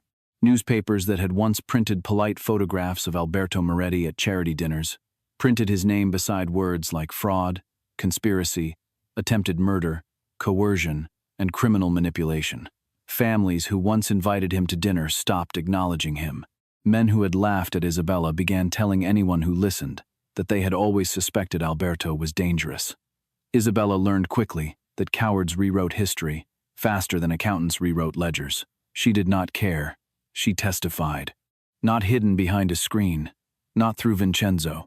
Isabella walked into the courtroom in the green dress Signora Ricci had chosen for her first night and sat upright while lawyers attempted to turn her silence into weakness one final time. "Miss Moretti," Alberto's attorney said, "isn't it true you have experienced periods of severe grief and isolation? After my mother died, yes, and emotional instability? Define instability." The attorney hesitated. Difficulty functioning normally. "I managed the financial records of Moretti Imports during the same period. That doesn't necessarily. Revenue increased 11% the first year, 7% the second, and operating losses fell by approximately 18% over 3 years." The attorney glanced at his papers. "We are not discussing company performance." "You asked whether I could function." A murmur passed through the courtroom. Isabella continued calmly, "If your argument is that grief made me incompetent, I assume you can explain why a supposedly incompetent woman was trusted with the financial administration of the company belonging to the man now claiming she could not administer her own finances." The attorney had no answer. Vincenzo sat in the back row. He did not smile. But Isabella knew that expression by now. Pride. Alberto received a sentence that effectively ensured he would spend the rest of his life behind walls. His assets connected to the conspiracy were seized. The Moretti business collapsed within months, not because Isabella destroyed it, but because she stopped holding it together. Rocco fled to northern Italy and discovered that distance did not erase tax investigations. Claudia sent Isabella 3 letters asking forgiveness. Isabella answered none. Forgiveness, she decided, was not a bill she owed simply because someone finally regretted being caught. Her inheritance changed less than she expected. The numbers were enormous. Yes. The first time she saw the consolidated statement, she stared at it for 10 minutes. She owned land overlooking the sea. Buildings in Palermo. Investments her mother had selected years earlier. Enough money that she never again needed to ask permission for anything practical. But wealth did not transform her into another woman. She still liked tea too strong. Still preferred reading to parties. Still woke some nights expecting to hear Alberto's voice in the corridor. Still sometimes stood in front of a mirror and heard old insults before remembering the people who spoke them no longer controlled the room. What changed was choice. She hired her own attorney, opened her own accounts, reorganized the trust into a foundation, supporting women trapped by financial coercion. She spent 3 weeks auditing the properties and discovered 2 managers stealing enough money to buy small houses. Vincenzo found this hilarious. "Why are you laughing?" she demanded one evening. "Because they had no idea who inherited the portfolio. They stole from my mother, and now they're going to discover why I keep you away from my accountants. Your accountants like me. My accountants fear you." Good. Their relationship grew in quieter places. Vincenzo did not become gentle with the world because Isabella loved him. Isabella did not ask him to. He remained a mafia boss. Men still lowered their voices when he entered rooms. Decisions were still made in the lower wing that Isabella did not want described. She established boundaries, and he respected them. She would never participate in violence. She would never launder money. She would never become decorative proof of his power. If he wanted her advice, he received honesty, including when the honesty irritated him, especially then. In return, Vincenzo demanded something she found surprisingly difficult. She was not allowed to make herself smaller in his house. The first time she apologized for eating dessert, he stared at her. "Why did you apologize?" "I didn't." "You said, I shouldn't." "That isn't an apology." It sounded like one. I've already eaten enough. According to whom? She had no answer. He pushed the plate toward her. Eat it or don't. But decide, because you want it or you don't. Not because some idiot made you ashamed of being hungry 10 years ago. She stared at him. You're remarkably opinionated about cake. I'm remarkably opinionated about anyone insulting you, including you. She ate the cake. Sometimes healing looked less like revelation and more like tiramisu eaten without apology. Yet the greatest test of their relationship arrived a week after Alberto's sentencing. Vincenzo asked Isabella to meet him on the eastern terrace before sunrise. She found him standing above the sea, dressed in a dark shirt with no jacket, the wind moving through his hair. A folder rested on the table. "What is this?" she asked. "Yours." Inside were documents, her passport, updated trust statements, property deeds, banking instructions, security arrangements for a house in Palermo that belonged to her mother and now belonged to Isabella. She looked up. "Why?" Vincenzo faced the sea. "You're free." "We established that." "Not completely." Something in his voice made her uneasy. "Explain." "Your father is in prison. The men he hired are dead or imprisoned. Greco is gone. The legal challenges to your trust are finished. You have independent security if you want it. Money, property, your own people. Yes. You don't need this house." Isabella went very still. "Or you." His jaw moved. "Correct." Pain came unexpectedly. "Are you asking me to leave?" He turned immediately. "No. It sounds like it. I'm telling you that you can. You told me that the first night. That was theoretical. You could leave, but you would have been in danger. You knew that. And now? Now there is no hidden threat attached to the choice." She closed the folder. "So what exactly is happening?" Vincenzo looked away again. Isabella suddenly understood. "You're afraid." His head turned. "No. Liar. Careful. You're terrified." "Isabella." She stepped toward him. "You faced armed men without blinking. You dismantled my father's conspiracy. You walked into a room while he had a gun on me. Another step, and now you can barely look at me because you think I'm going to leave. You should consider it." "Why?" "Because loving me has consequences. Everything has consequences. Not like these. There's the arrogance again."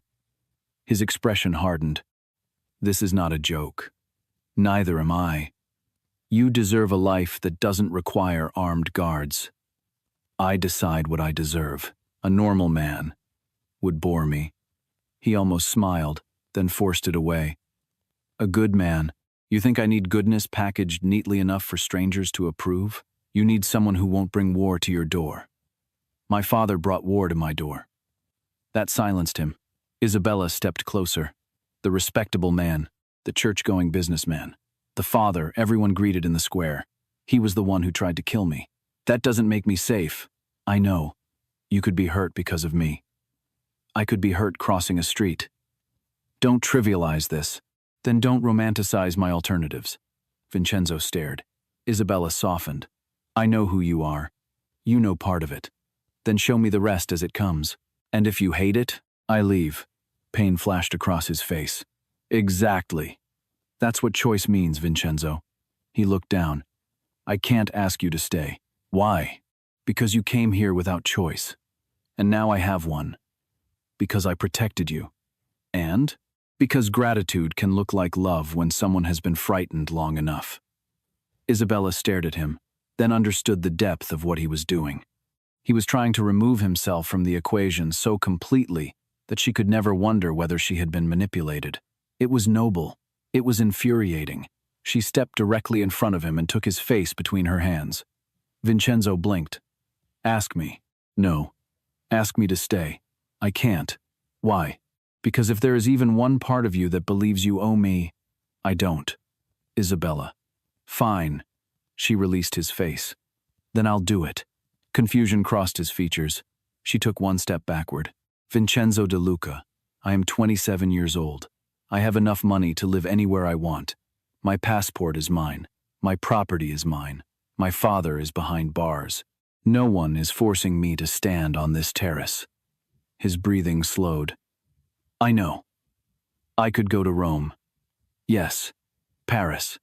Yes. New York. Yes. I could buy a ridiculous house in Tuscany and fill it with cats. His mouth twitched. You hate cats. That isn't the point. Then please reach the point before I lose what remains of my sanity. Isabella smiled. I'm staying. He stopped breathing. Not because I owe you. Silence. Not because I need your money. Silence.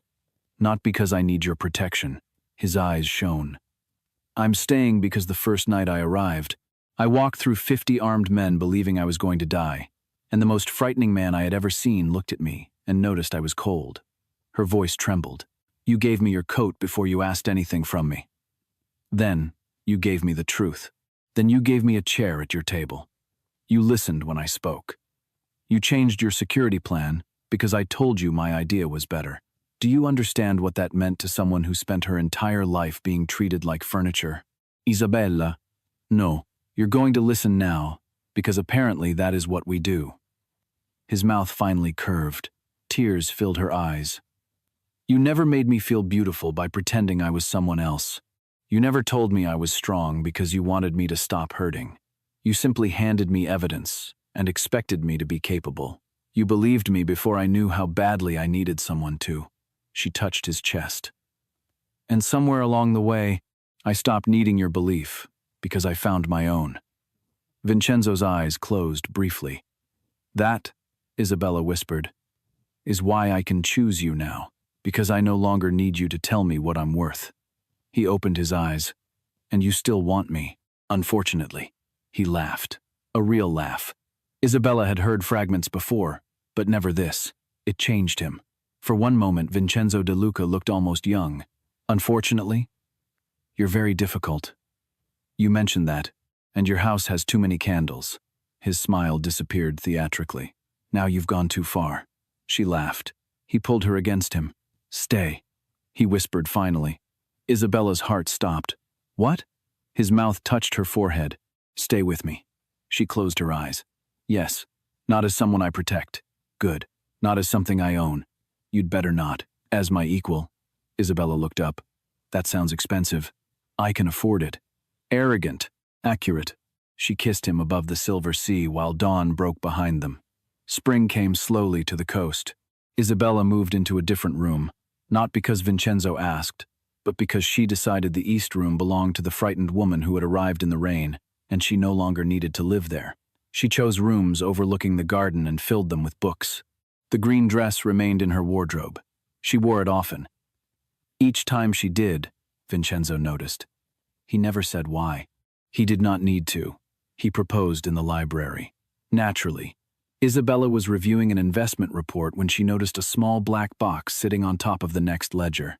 What is that? Vincenzo continued reading. A box. I can see that. Then why ask? Vincenzo. He looked up. Isabella. She opened it. A ring. Old, elegant, green stone, surrounded by small diamonds. She stared. Your mother's? Yes. Her eyes filled. You're terrible at proposals. I haven't proposed. There is a ring on my accounting ledger. Observation is not consent. He stood, came around the table, and knelt. Isabella's mouth fell open. Oh, better? Marginally. I can return to my chair. Don't you dare. He took her hand. All humor left his face. I spent most of my life believing love was simply another weakness enemies could discover. Isabella's throat tightened. Then you walked into my house wearing a gray dress you hated, soaked through by a storm, surrounded by men who expected you to break. His thumb moved across her knuckles. You didn't. I was terrified. Courage and terror are not opposites. She smiled through tears. You taught me that.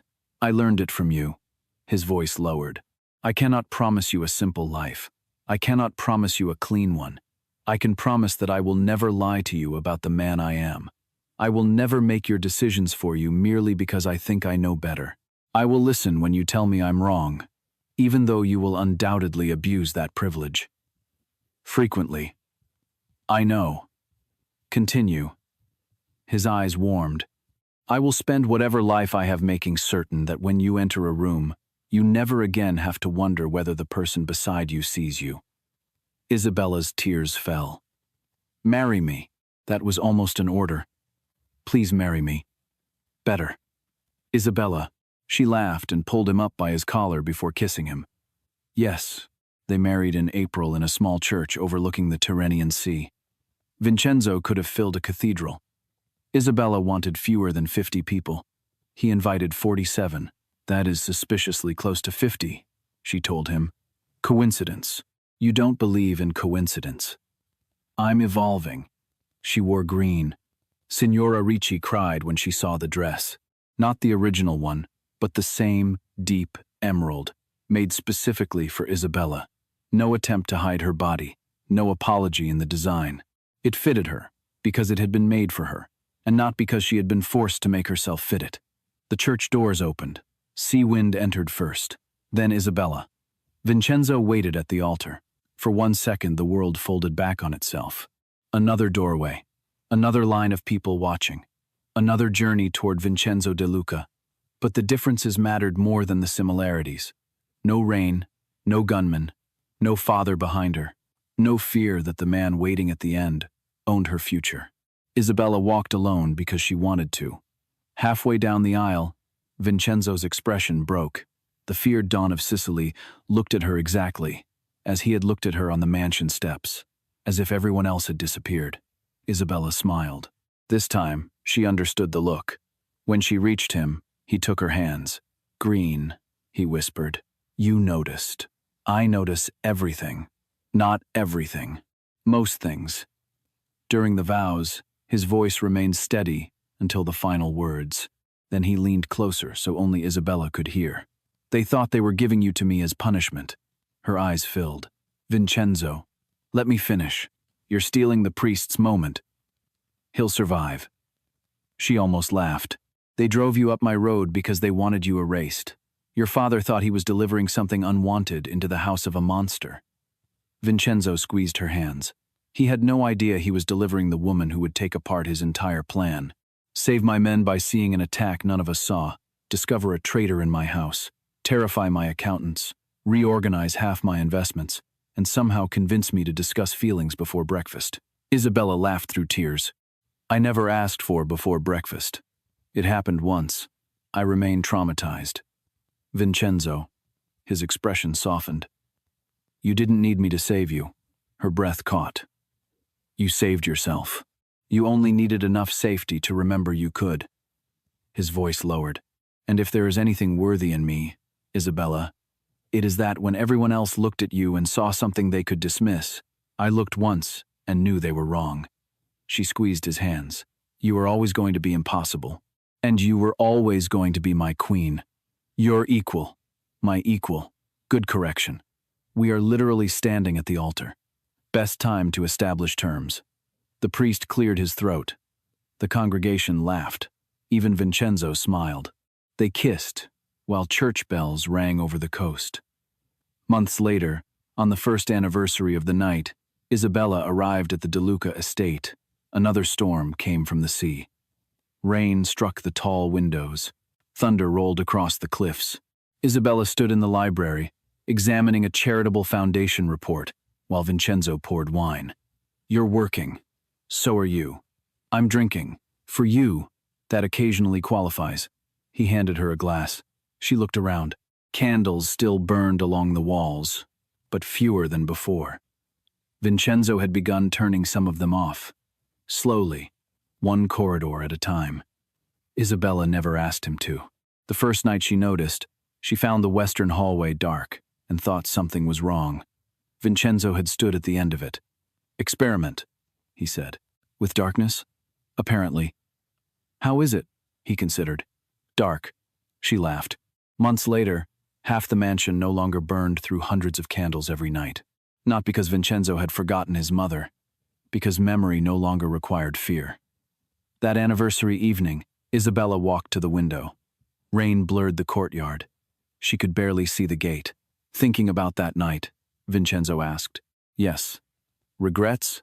She considered. The gray dress. He smiled. It was terrible. I knew you hated it. How? Your face. I thought I was hiding everything. You were. He came behind her. From people who weren't looking. Isabella leaned against him. Below them was the road she had walked, believing it led to the end of her life. Do you know what I remember most? She asked. The rain. No. Your father. No. My devastating beauty. Definitely not. He kissed the top of her head. Then what? Your coat. Vincenzo became quiet. I had spent the whole drive telling myself not to cry. I thought if I cried, they won. Then you put that coat around me. She smiled faintly. It was such a small thing. It didn't feel small. No. That frightened me more than the guns. He turned her gently. Why? Because cruelty made sense. I knew what to do with cruelty. I had spent years learning. Her hand rested against his chest. Kindness was dangerous. Kindness made me hope. And hope frightened you. Terribly. Does it still? Isabella looked around the library. Her books mixed with his. Her papers occupied half the table. One of her shoes lay beneath a chair because she had kicked it off earlier. Her life had entered every corner of the once perfect mansion, and Vincenzo had never once asked her to make less room. Sometimes. Good. She raised an eyebrow. Good? Fear means you understand something matters. When did you become philosophical? Marriage has damaged me. She laughed. Thunder rolled. Vincenzo looked toward the dark corridor beyond the library. There's something I never told you. That usually ends badly. The night you arrived, before your father's car reached the gate, I had already decided what I would do. Protect me. Yes, I know. Not entirely. He hesitated. I intended to put you in the East Room, explain everything the next morning, dismantle Alberto's plan, and send you somewhere safe. Isabella smiled. Efficient. Very. What went wrong? Vincenzo looked at her. You got out of the car. She stopped smiling. I watched you walk between those men. You were terrified. I could see your hands shaking. But you looked at every face. You were counting exits, watching weapons, studying the house. I didn't realize you noticed. I notice everything, apparently. And then your father called you obedient. His jaw tightened even now. You looked at him for half a second. I remember. That look told me he didn't know you at all. Isabella swallowed. Vincenzo touched her cheek. I thought I was rescuing a frightened woman. By the time you reached the steps, I suspected I had just let a strategist into my house. And you still invited me inside? My first serious error. She hit his chest lightly. He caught her hand and kissed it. The second was giving you access to my accounts. Definitely. The third was falling in love with you. Isabella's smile softened. Error? Catastrophic. Why? Because now I have something to lose.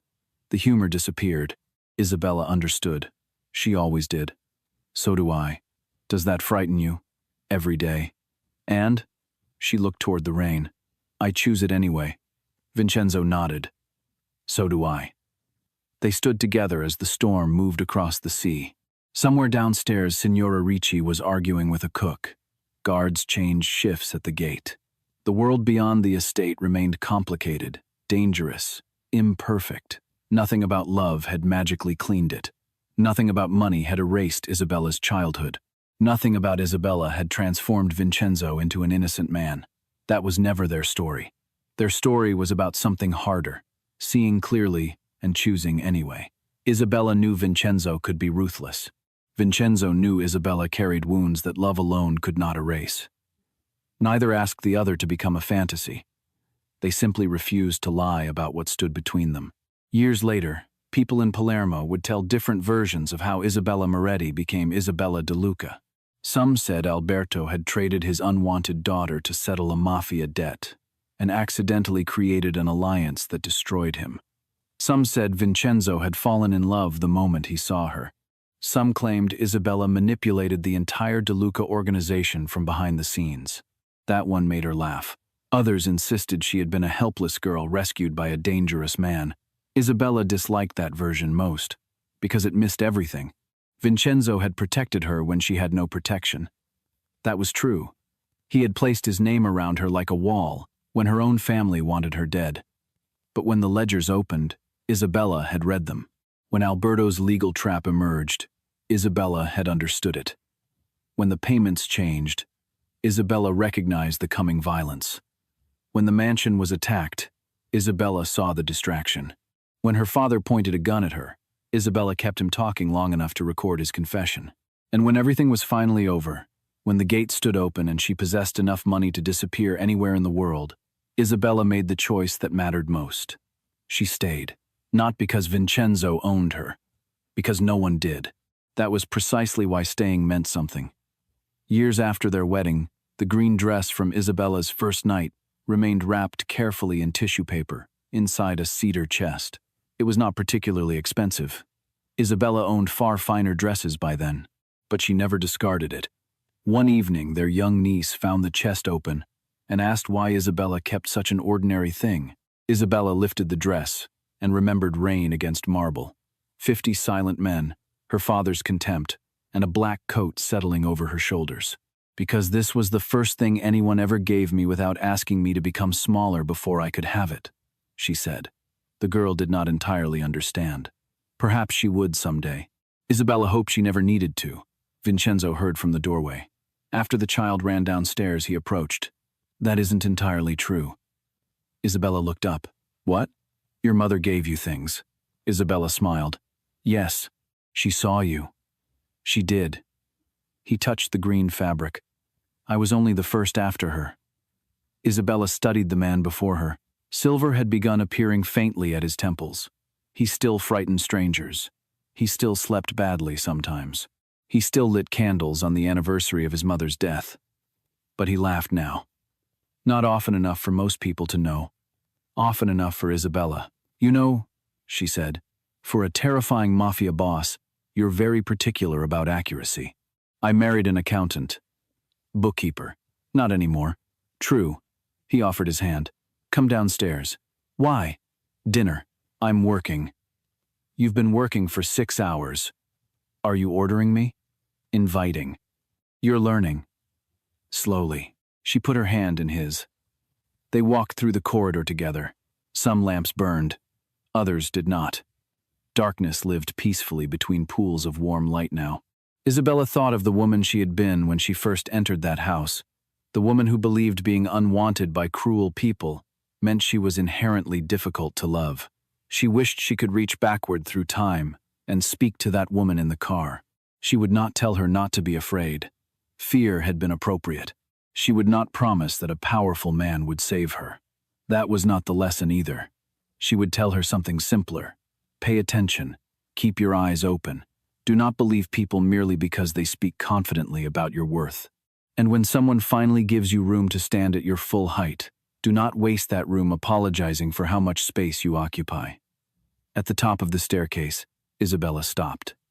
Vincenzo turned. What? Nothing. That was clearly something. She looked toward the entrance below. The same great doors. The same marble floor. The same staircase she had climbed wearing his coat. I was thinking about the girl who came through there. What about her? She thought she was walking into the end of her life. Vincenzo came beside her. In a way, she was. Isabella looked at him. The end of one life. He touched her hand. Not yours. She understood. The life in which Alberto decided her worth had ended that night. The life in which silence meant surrender. The life in which she mistook invisibility for safety. Isabella rested her head briefly against Vincenzo's shoulder. Do you ever wish you had refused my father at the gate? Never. Even knowing everything that followed? Especially knowing. People died. Yes, you nearly lost your house. A house can be rebuilt. You nearly lost me. His expression darkened.